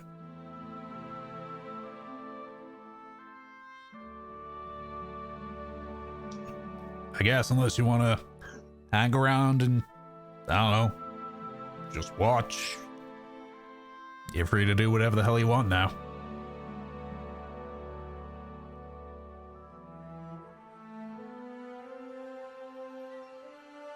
Brain had a moment. Could you repeat that real fast? I mean, considering we can't do much while they're loading the ship, it's too narrow for stuff to move about. You can go and do what you want for the rest of the day. What do they say in in maritime tactics. Class dismissed? Yeah, class dismissed.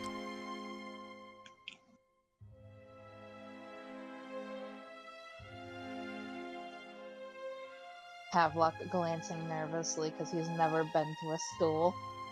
Alright, yep. I'm off then. All Good right. work today. Yeah. I think we'll be good. And he's gonna zip the fuck out of there. Alrighty. So, is there anything else that you do then for the day, Havelock? Is it your foraging trip? Yeah, foraging. Okay, what particulars are you looking for? I'm looking for pretty flowers. Okay. Make a survival check.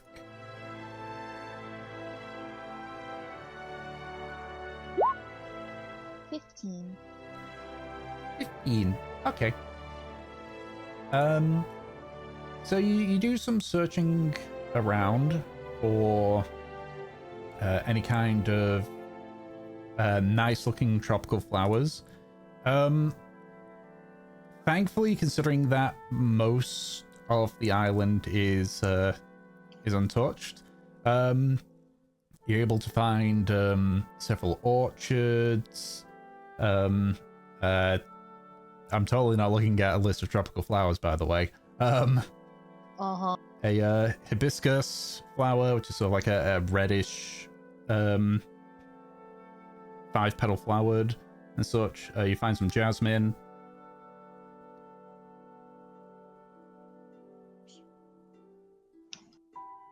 Havelock's gonna pick a good amount of flowers, not like taking all of them. Okay, you're able to make with the amount of stuff that you found, you're able to make a nice little like bouquet of it. And then he's gonna return to Mav's house. Okie dokie. Alright. So, if that is the case, let's jump back to Bradley, but let's not go super crazy with it. I'm gonna go crazy with it. I'm about to go fucking wild. Okay, I mean, if you want to, we can do it. I'm about to wipe out my whole party. Oh my god. Damn. Watch out, Mev. You finally made it home. It's time to die. Fucking let's go. This is where we find Latchkey. But no, seriously, Marauder's Mirage, I probably wouldn't spend a lot of time there because we've been there already. Yeah. We actually, came in, saw people, talked, got served, so... Unless there's anything there that's different from last time, I'd basically just poke my head in, say hello, and then, get the fuck out. Mm-hmm. Yeah, and I'd say it's probably the same with the Serenade, because that's also another one that you went into. Yeah, same difference. I went to the Serenade. There's, a lady that wants to have sex with me. That's all I know. Mm-hmm. She wants to have sex with everyone. So, that's all I know. Vagabond's Vestments. Okay. So you head to Vagabond's Vestments. It's a single-story building made of sandstone. But you can see, weaved into the walls is floral engravings and arches. Or, they've been carved out into pillars. It's open, and as you see inside, it's a relatively cozy shop with various fabrics hung on the walls. And even a few mannequins showcasing very, very Moen-style clothing. You can see sort of essentially just in the corner is just what appears to be a very small changing room. And you can sort of see just fussing over some of the fabric is who you assume to be the shopkeeper, which appears to be an elf. Looks to be a wood elf. She's got her her like raven black hair sort of, it's a free flowing. Though you can see there's sort of like what appears to be like a small circlet stopping it from going over to the front. The clothing that she's wearing is a mixture of reds and greens. You can see like various sashes just going around her back and her waist and such. She's wearing what appears to be a short skirt with some baggy, like bright green pants over it, as she's just sort of like rolling some of the fabric up. So like she says, "Oh, hello. 1 second." Just finishes and turns around. It's like, well, you can just see that she pauses, just to like looks at your outfit, and just to see like very slightly her shoulders sag a bit. Like, hello there, you're new, I assume. Yes.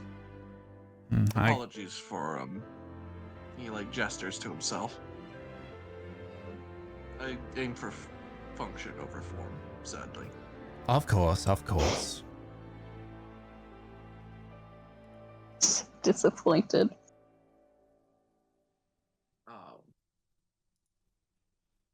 My name is Arjun, by the way. I was just getting myself acquainted with the town, but I did come in here with business in mind. Of course. Lysandra Evergreen, by the way. Lovely name. Oh, thank you. Now, you're here for business, I suppose? Yes, I need, essentially a string. Just not simply a yarn or twine. I need something that's softer. Something good for a necklace.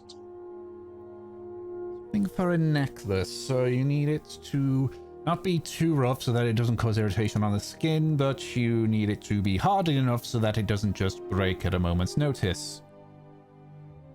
Gestures with his hand, like, exactly.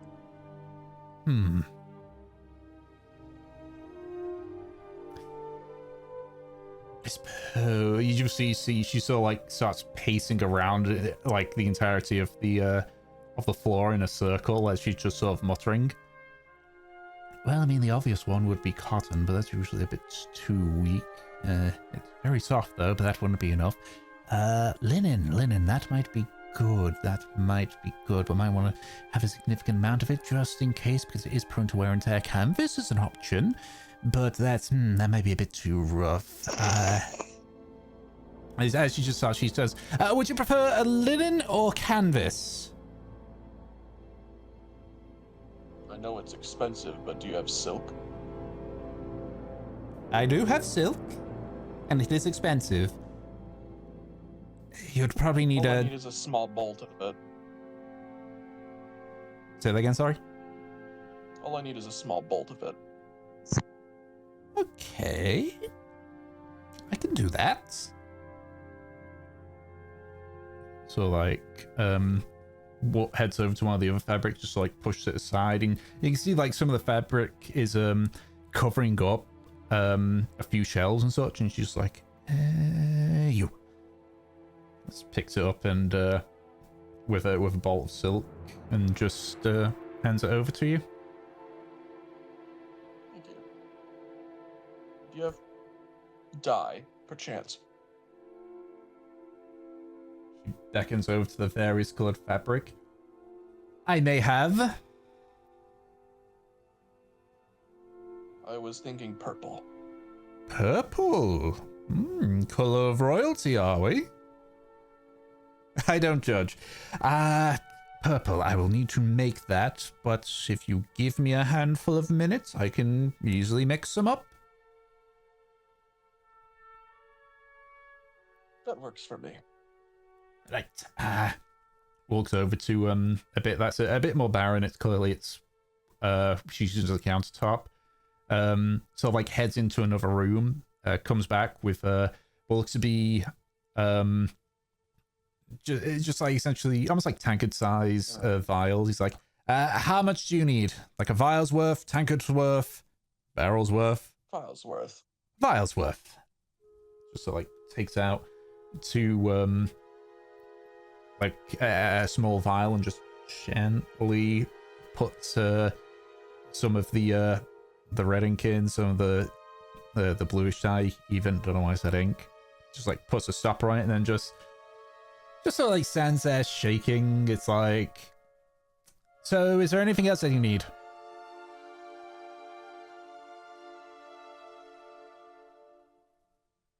There is, man, his let me roll something for him real quick.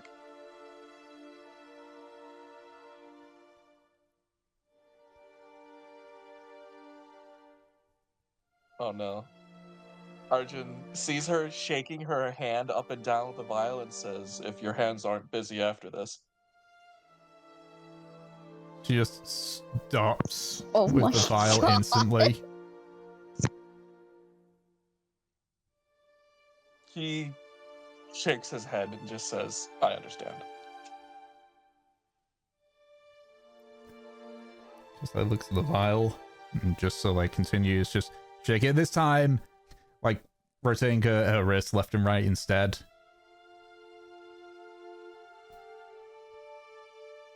So beyond that, is that everything? That would be all.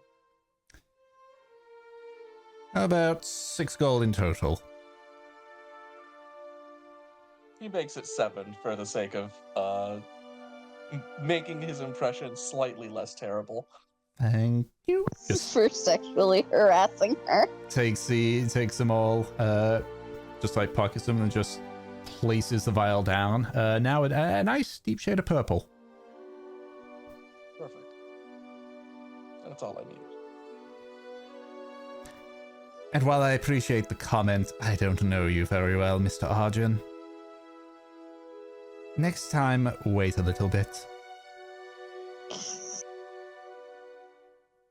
He shakes it. He like scratches the back of his head and he just nods and says, I've been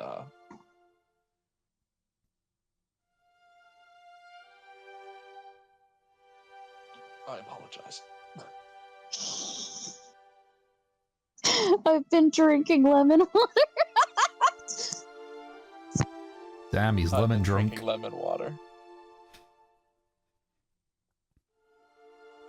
But he scoots along after that. And he's gonna dye that like ribbon that he got of silk. He's gonna dye it purple. He's gonna start tying the shark teeth to it. Okay. So, you do that as I assume as you head to Pharaoh's. Yep. Okay. So you remember Pharaoh's because you had passed it before, though it was literally in passing on your first day here.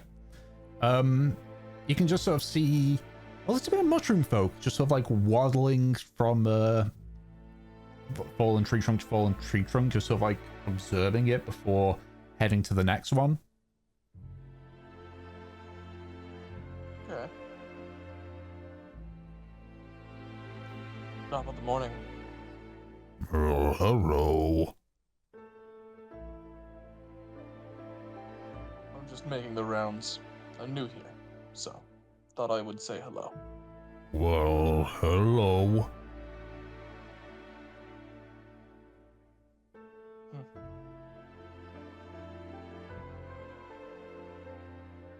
Silence. He's just kind of staring at you. Oh, is that all? Just saying hello? Arjun nods. Okay, well, goodbye. He just goes back to searching through the trunks.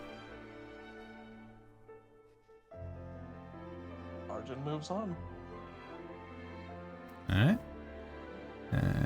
You head northward again. You know what? That'll be a good spot to jump over to Kinling. What you doing, Kinling?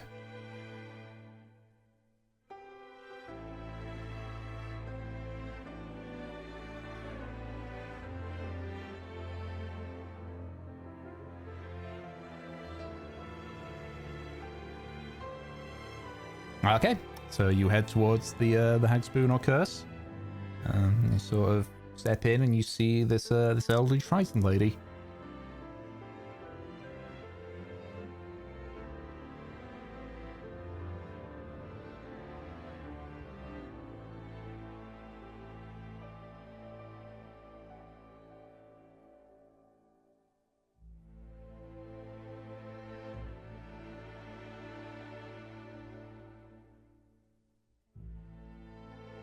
Oh, hello.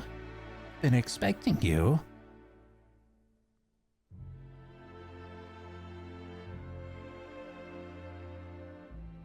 Yes, yes. I have a bit of divinational magic about me. Also, your friend told me.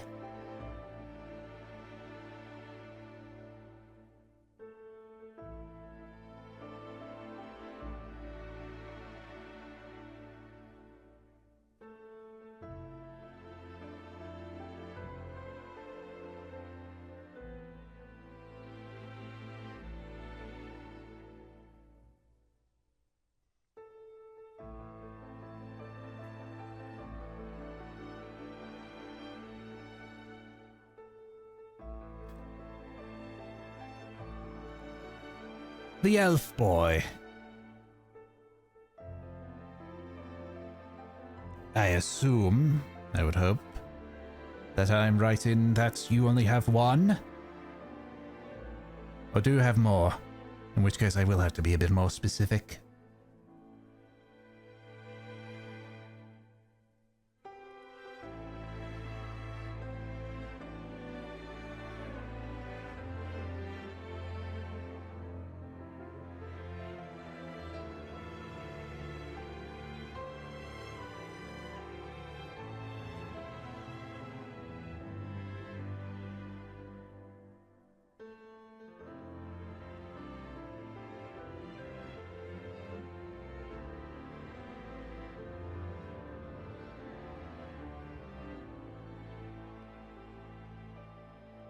Ah, well.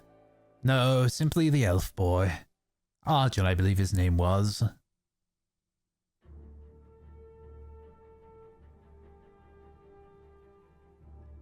But, regardless, that is in the past. What are you here for, then? Is it needs of my service?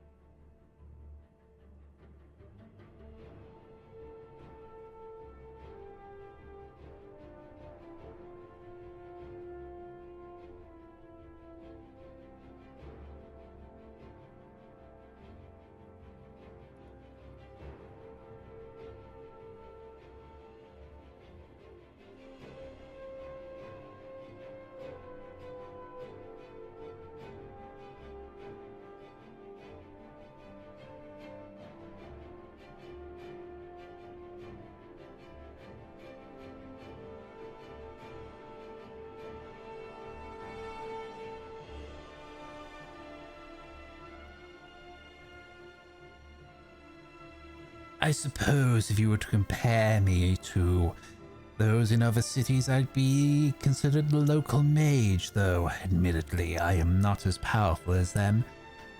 Many people come to me seeking potential boons to help them. I listen to their desire, payment is made, and they are given a trinket. That trinket, however, may help them slightly. Or if I feel they are being dishonest or their desire was, shall we say, unappreciated, then they will find it's a curse for them. Again, a minor one.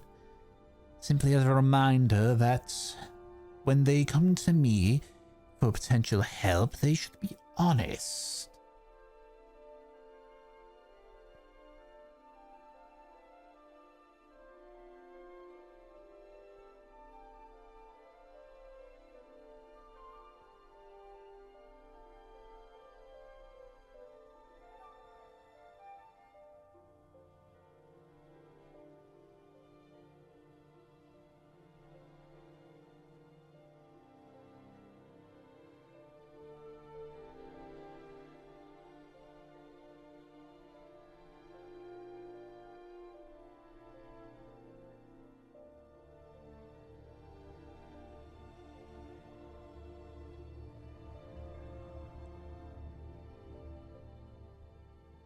those that have not used my services tend to think that about me.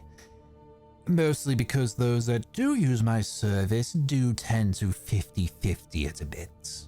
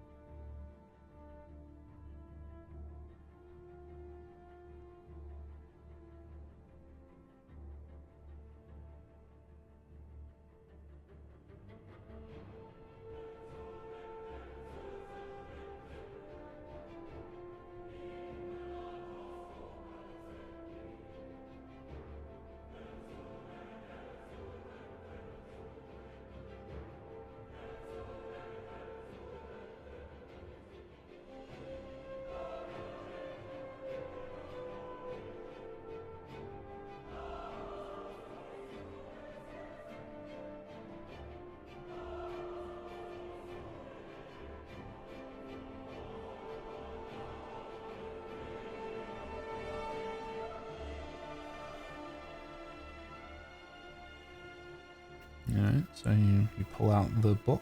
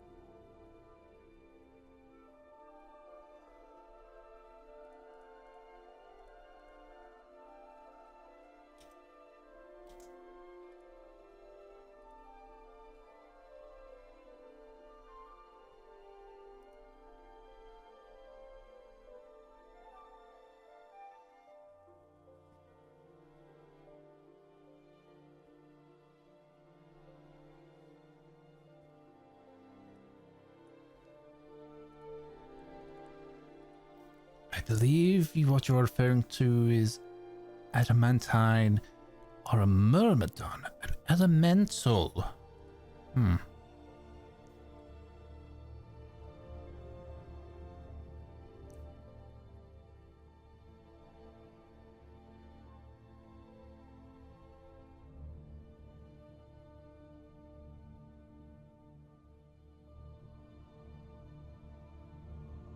You have a normal elemental already.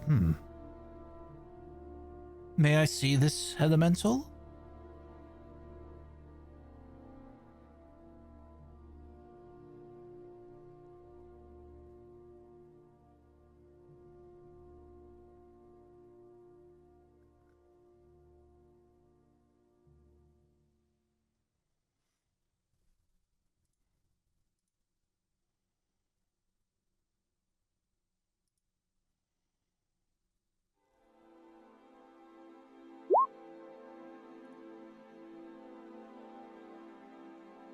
So like reaches her hand out as if to take both the book and the dagger.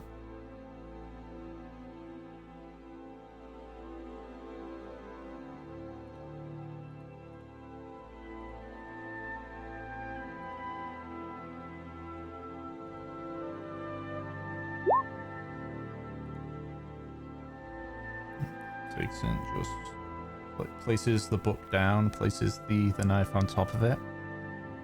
And just sort of like looks at it, like runs her finger down the blade of the dagger, and then sort of like places her hand on various parts of the book.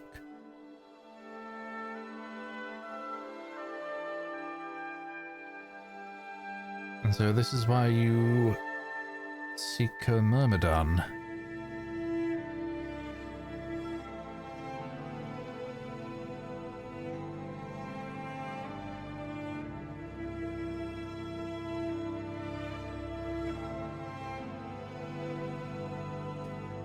And when this book is open, what do you intend to do to it? Or with it? And the knowledge within, possibly?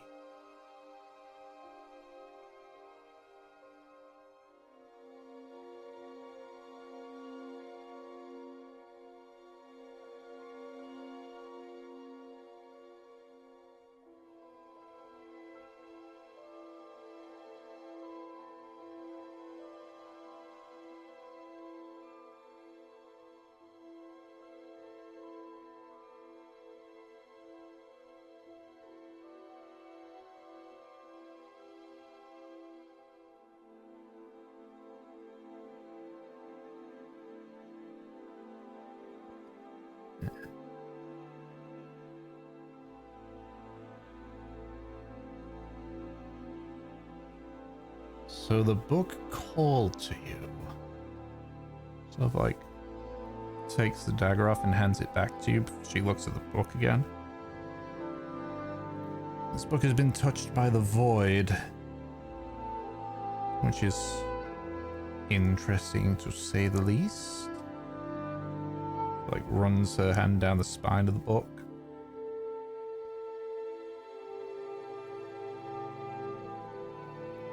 So whatever is in this book could be interesting or dangerous.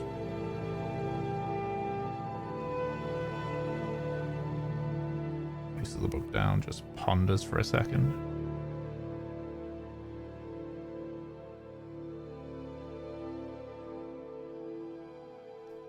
And that dagger is capable of absorbing elementals, yes?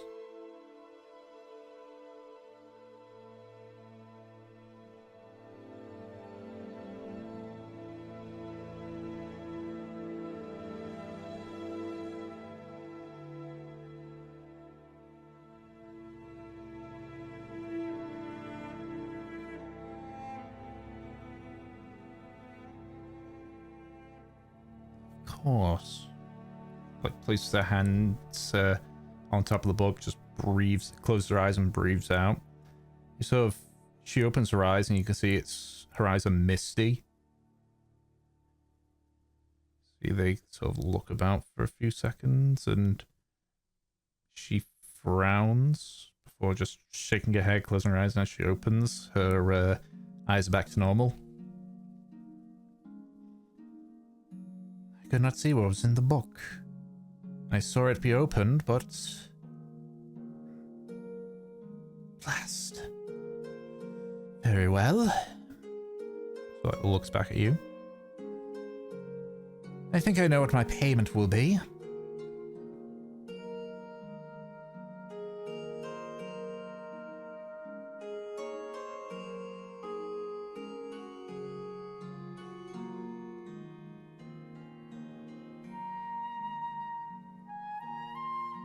So, like, hands back the book. I want to know what's in that book. And... either... the dagger, or the means to make one of those daggers.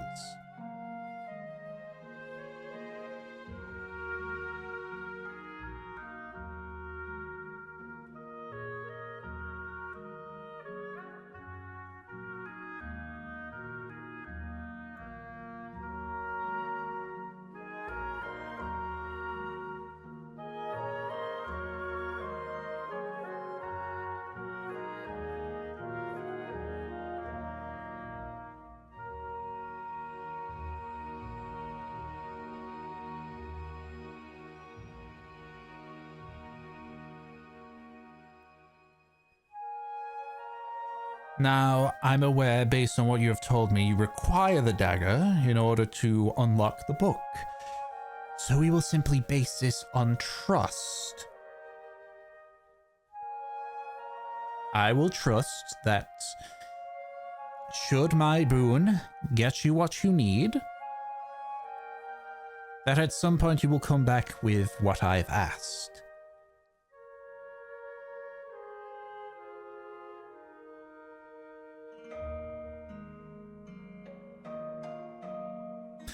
Although with what you're asking, a curse would be better than a boon.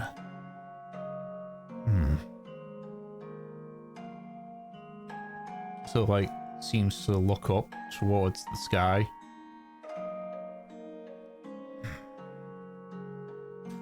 The other part is that I cannot promise that this will be immediate. It will require you to be in a storm for this, but I think...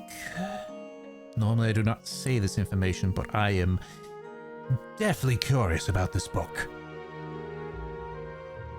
I may be able to make it so that you would attract certain creatures. And I might be able to nudge it in your favor that it will be a myrmidon. But it needs to be used in a storm. Not a simple rain shower. That will not suffice.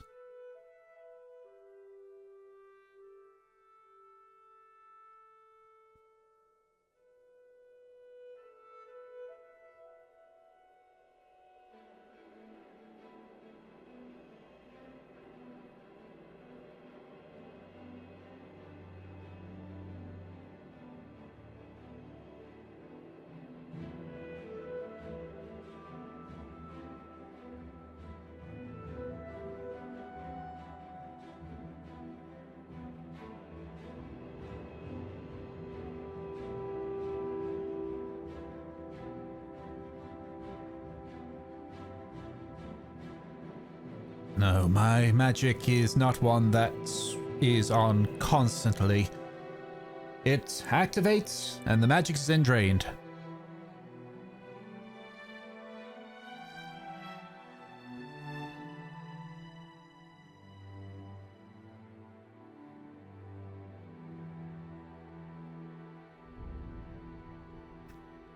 So I assume we have an agreement.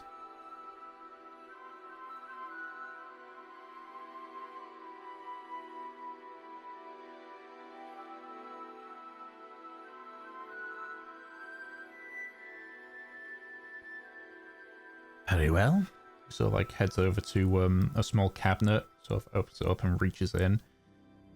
She holds on to what looks to be a small wooden effigy, and just sort of like looks directly at it and begins to like bob a bit while she begins speaking in a language you can't understand. You watch the effigy sort of begins to glow, then it dims. Just sort of like looks to you, just hands the effigy over. I'd be careful. When the circumstances are right, it will activate by itself.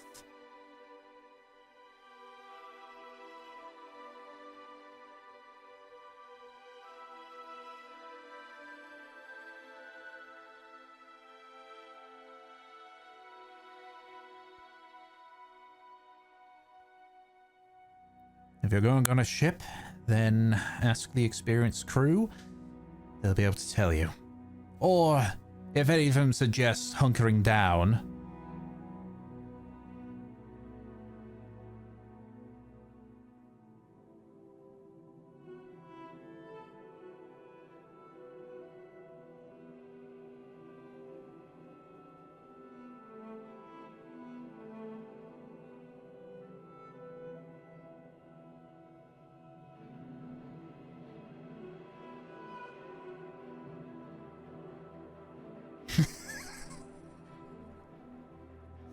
here's what Brad said.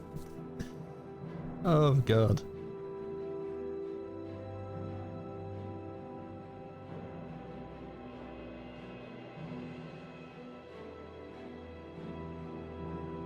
Alright. Yes.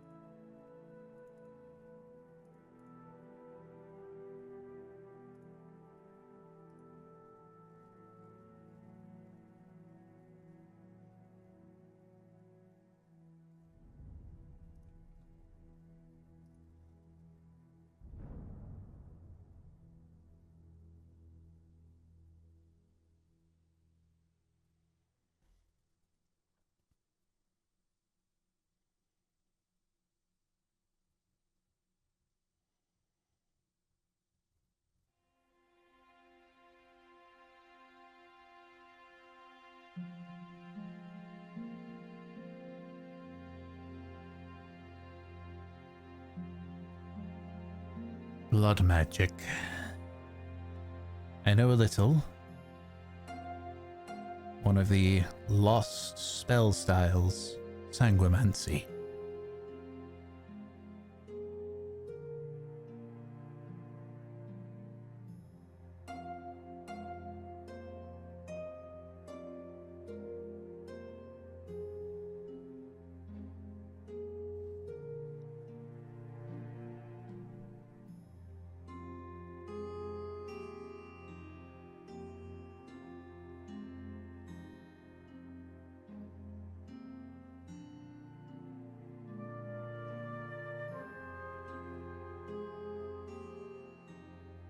You are asking a broad question on a broad topic.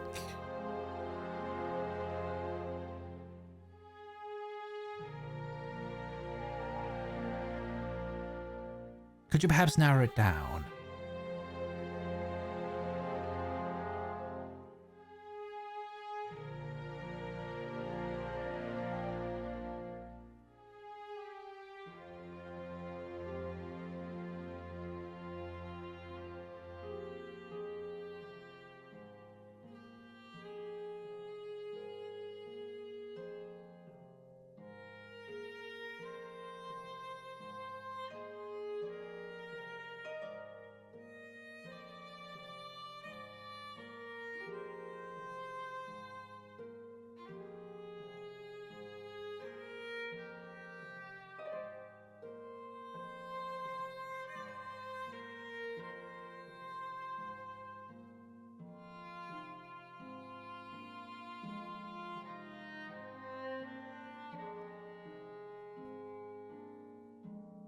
There can be. There can be boons that improve blood flow or a disease that can affect the blood. When it comes to magic, there are a few things that you can do. The extreme stuff that has been said that sanguimancy can do, that requires rediscovery. But there are minor things. Many of the spells in sanguimancy that were rediscovered were simply put into other schools of magic. The ability to magically cure wounds, for example, is a part of sanguimancy. If there's stuff, though, that curses particularly, there's only a few that I know of.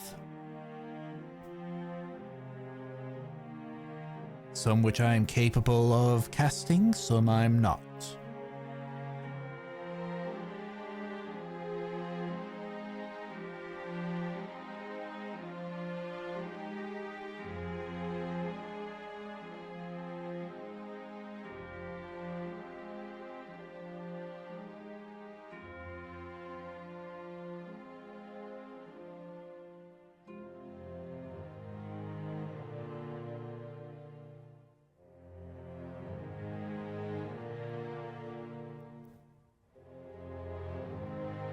For many here, they simply call me the Hag, but to you, I am Krafer.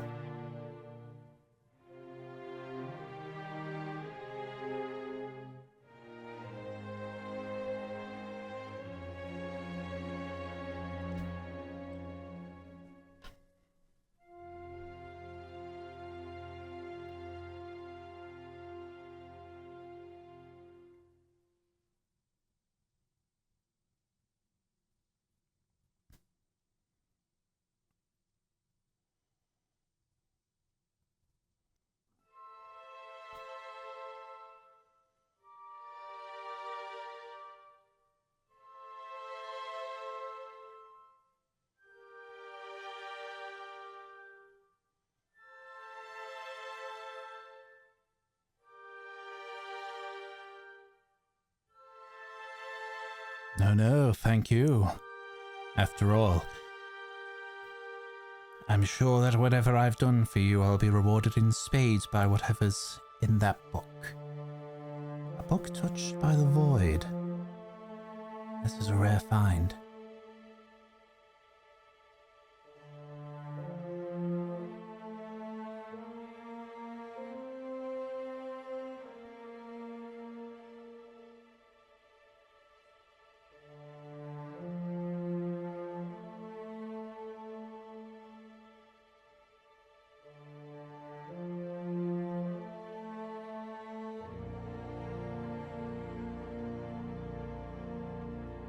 Alrighty. So I assume then that you leave the Hag's Boon or Curse.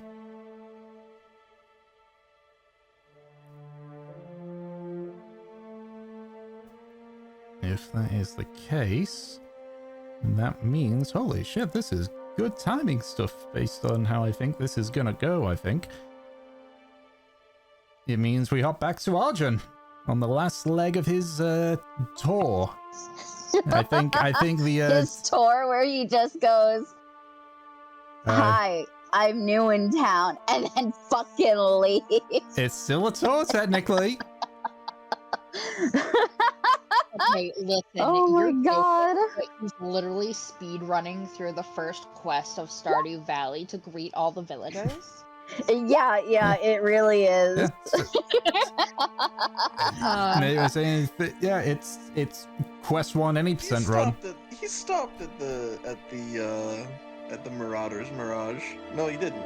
No, he stopped at Vangabard's Vestments and the Mariner's Way Station.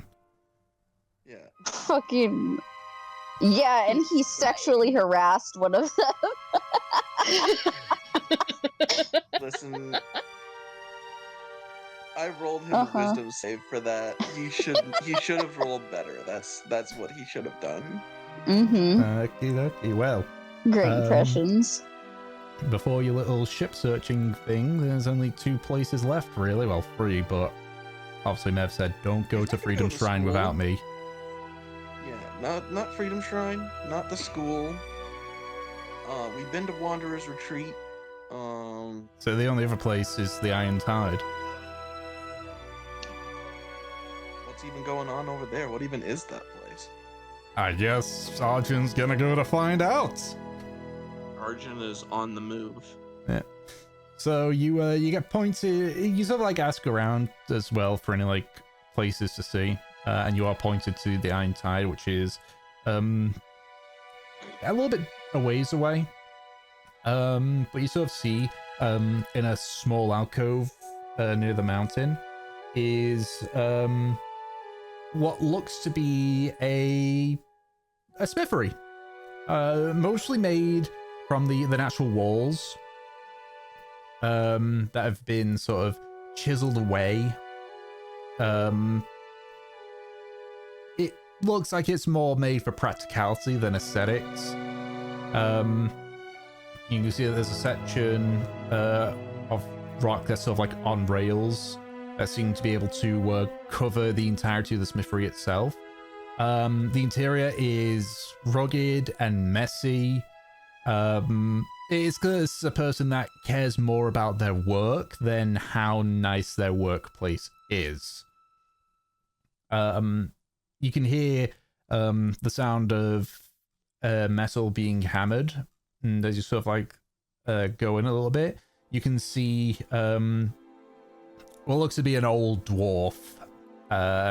His beard and his like long hair is messy and grey with bits of soot covered in it. He's wearing what looks to be somewhat, it's still colourful, but compared to like the other clothing that you've seen, relatively dull. With what looks to be a smithery's apron on the front. He's sort of like hammering, and without stopping to hammer or look, he goes, "What do you want?" I'm in the market for a rapier. Rapier? Anything of that sort? Yeah, got rapier. So like dips it into the forge to let it heat up. He just sort of like just drops his tools, just brushes his hands like, "Right, what kind of rapier? Left-handed, right-handed? You want it to have any fancy carvings on it? Come on, help me out here, buddy." I'm looking for... He pauses. He looks down at the rapier he already has, and he'll take it off of his belt and hold it out to him. It's basically just like, it's like a basket hilted rapier. The kind that is,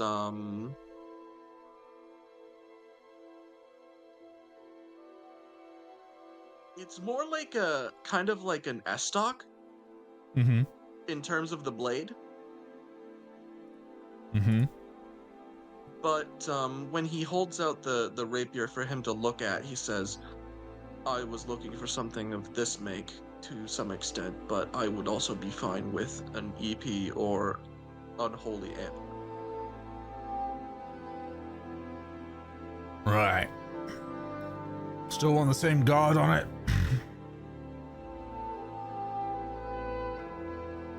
Not the antler. The antler I would want a cup head, a cup hilt on. So, you want a rapier with a cup hilt? Nothing else, yeah? He nods.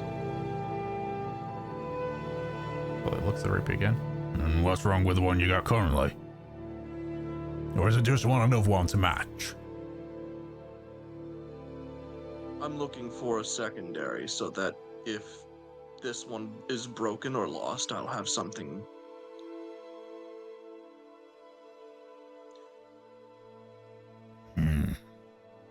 So like walks over to the side of the wall and just sort of like pulls out a large leather-bound journal, just sort of like puts it over, like opens it up to a page and just sort of looks down.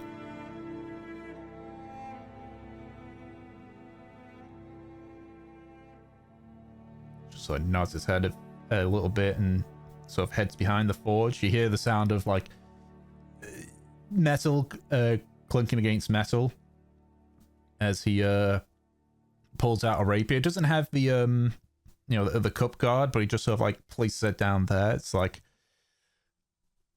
barring the guard, is that okay? Works for me. Right. Picks it up, just places it to the side. How long you gonna be here? Not much longer, but I plan to come back. All right. Let me rephrase that. When are you setting off? 2 days. I can get there in 2 days.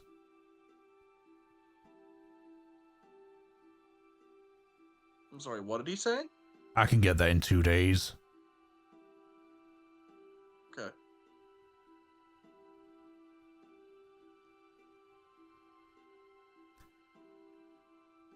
You'll see sort of like thinks for a second. So like looks over the rapier again. It's like, how about 10 gold?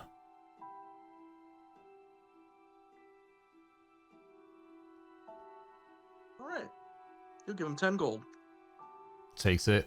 Actually, he'll give him a platinum because those are 10 gold. No, takes the platinum. Just looks at it carefully. Pockets it. It's like, it'll be done. Just heads back to the forge and begins like hammering it.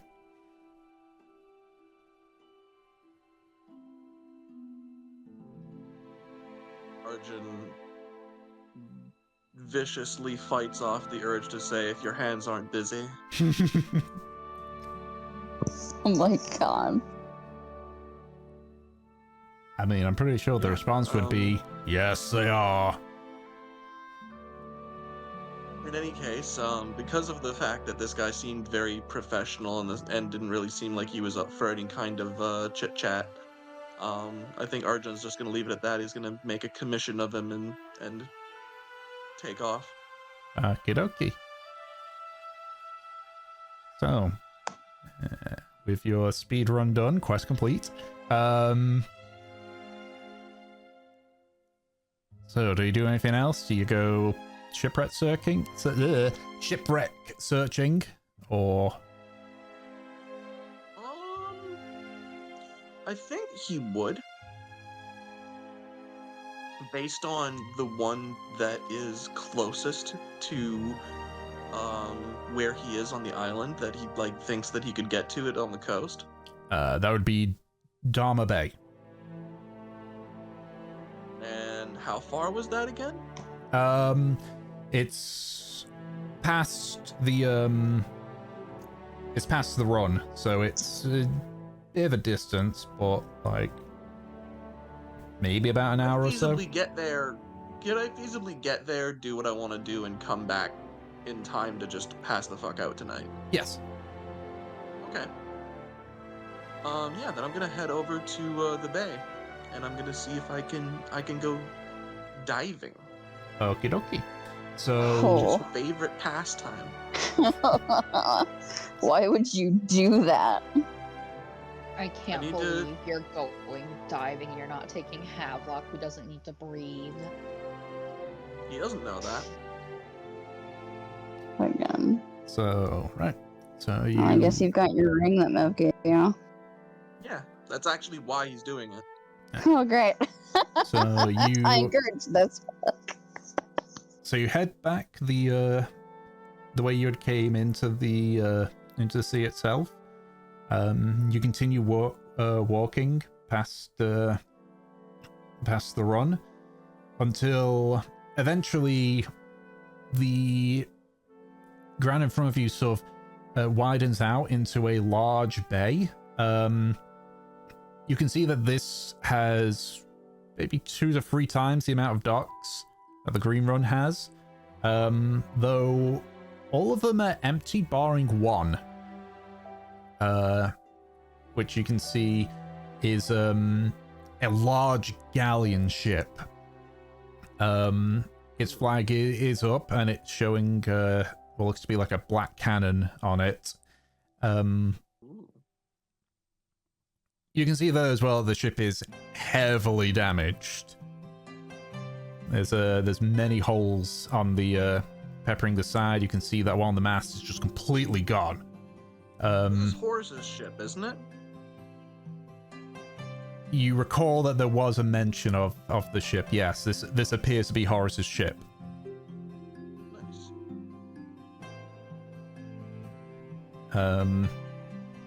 But you sort of ask around for any shipwrecks, and they sort of point you more towards the opening of the bay, sort of near to the sides. And so you sort of All right. make the journey around to that bit. Make a perception check for me. Perspep. 19. You sort of, before you jump in, you sort of like survey the scene. You can see at least this close to the shore. You can see the half buried remains of what looks to be 2 ships.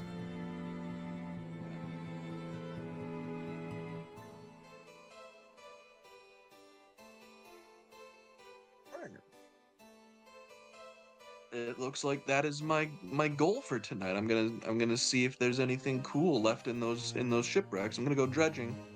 Oh, God. Okay.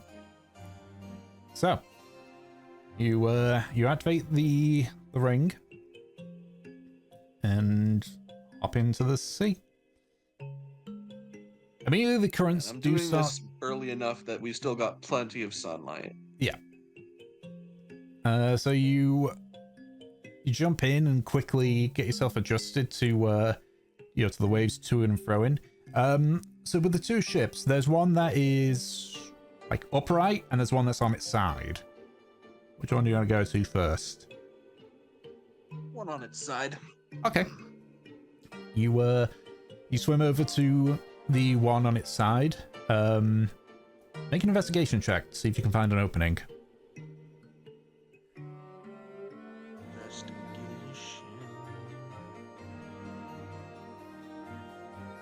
13. Okay.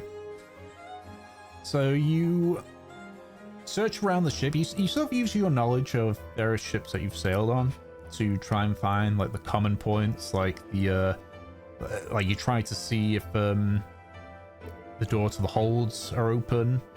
It's not, but you are able to find the stairs that head downward into the bowels of the ship. So you sort of start to swim your way over.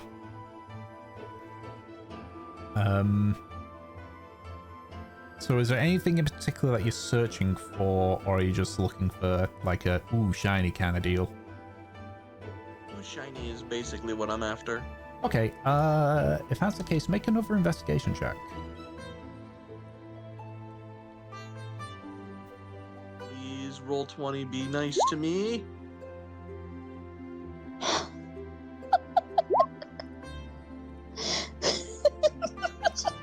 It's It's a ship. So shit. There's probably a lot of animals living there. I don't know. It's a fucking ship. Get stung by 3 jellyfish. Huh. Okay, there we go. Yeah, you start swimming around. You still like search in various cabin quarters and such. You find a few barely held together like clothes. You find a few bones of several crew that didn't make it. But if you're looking for anything valuable, the closest you find is one of the skulls has got 2 or 3 golden teeth in them. Sad. Yeah, I'm not coming back with gold teeth.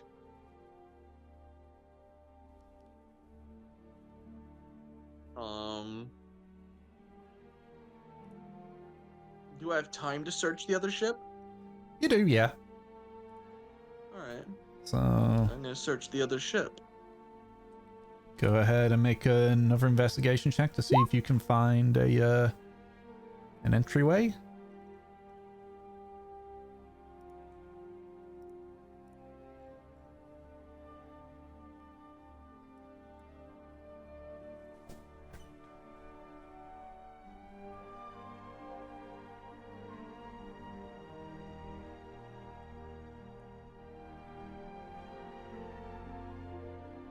Roll 20 not working for you? Oh, there we go. 3. Can't Oh, find shit. you Oh my god. you search around for any kind of opening.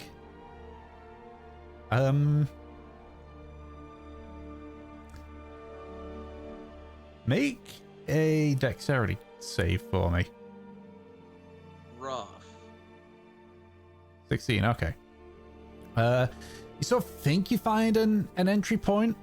And you sort of like peek your head over, you see a blur of movement. You push yourself away as a moray eel just like lunges forward and just like snaps at where your head used to be. Eel. And just kind of, you push yourself Couldn't get away you. a bit and it's just sort of like staring at you.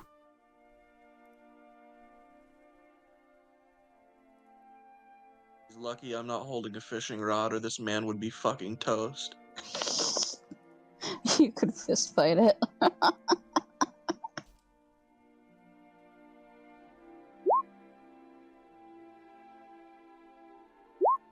Yeah, he's gonna... What time is it by now? Like, am I losing sunlight?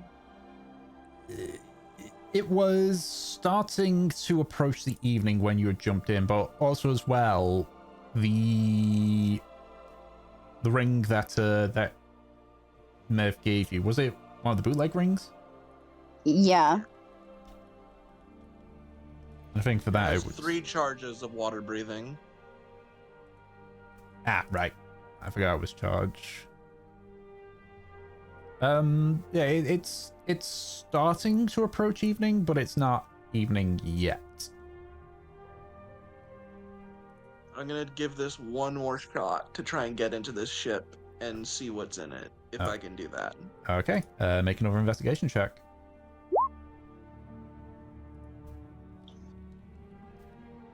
Okay. You sort of begin looking around for any opening besides the first one you'd look, which was the cargo hatch.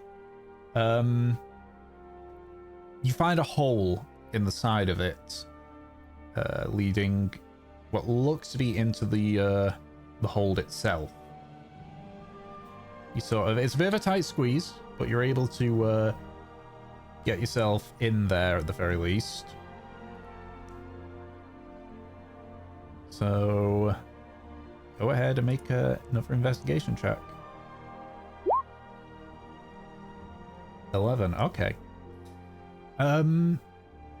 There's a handful of barrels, a few crates. Some of them are broken open, and you can just see what you assume used to be food, given the various things that are sort of growing on it. Have been using it for a food source. And you see a few chests, relatively small ones, but you know, just based on the hole in the hole, you could probably only pick up one. So there's you can see with what you also try to like shift them. They can be opened, it looks like. So you can always try and open them to decide which one you want to take.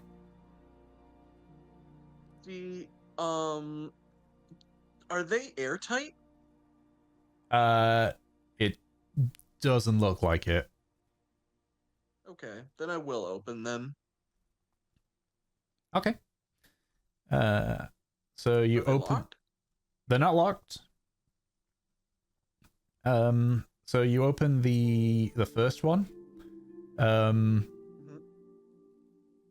Appears to be empty, minus just a bunch of silt at the bottom. The second one is sort of slightly open itself. You sort of open it, you can see there's what looks to be a small reddish sort of circle thing in the silt.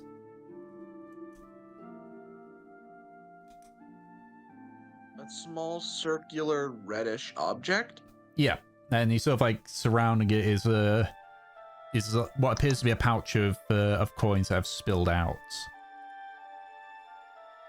I obtain coins and I take red circle. Okay. The crab he picks up tries to bite you or hit you with a claw. Was a crab. It would have missed. So like, well, it's sort of like it grabs you, but it's like pinched some of your armor. Yeah. I'll leave him alone. I'll like kind of waggle him off, and I'll just take the rest of the coins. Yeah, it sort of like raises it does that thing, you know, where it sort of like raises its arms up and sort of like swings it to try and make them seem threatening. Yeah. And then what's in the third box? So the third one you sort of open, and there's what looks to be a bunch of other small boxes. These they look almost like jewelry boxes. So 3 of them in total. I'll pocket those. Okay, you pocket the jewelry boxes. But with your search, it's all you can see. There's a lot of silt, so visibility is very reduced, especially as you've been swimming around, kicking up more of it. Yeah, I'm not gonna look a gift horse in the mouth. I'm gonna take what I could get and skedaddle. It's time to swim home. Okie dokie. You squeeze out through the hole and climb up. You have to swim more towards Horace's ship in order to get out, as you sort of jumped past a bunch of rocks. I see. But eventually you sort of just pull yourself up onto the beach, and drenched at this point, but with a few spalls, you just casually make your way back. Some of the crew that were sort of just watching, they kind of, a few of them look at you a bit dumbfounded that you just kind of just casually walked out from the sea. but they don't say anything. The thing from the deep.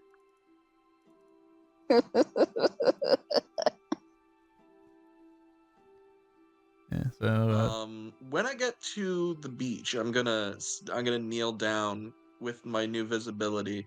I'm gonna pop the jewelry boxes and see what's in them. okay. So with the free boxes, one of them's a longer one, whereas the others look like kind of like ring boxes. You can see that the thinner one is what looks to be an opal necklace. It's just got sort of a an opal gem in the middle that's sort of like been carved flat. And I sort of like flip it over. You can see that there's what looks to be an engraving of a woman on it. With the other two, one of them is a silver ring with what looks to be a small garnet, whereas there's the other one just appears to be a simple silver ring.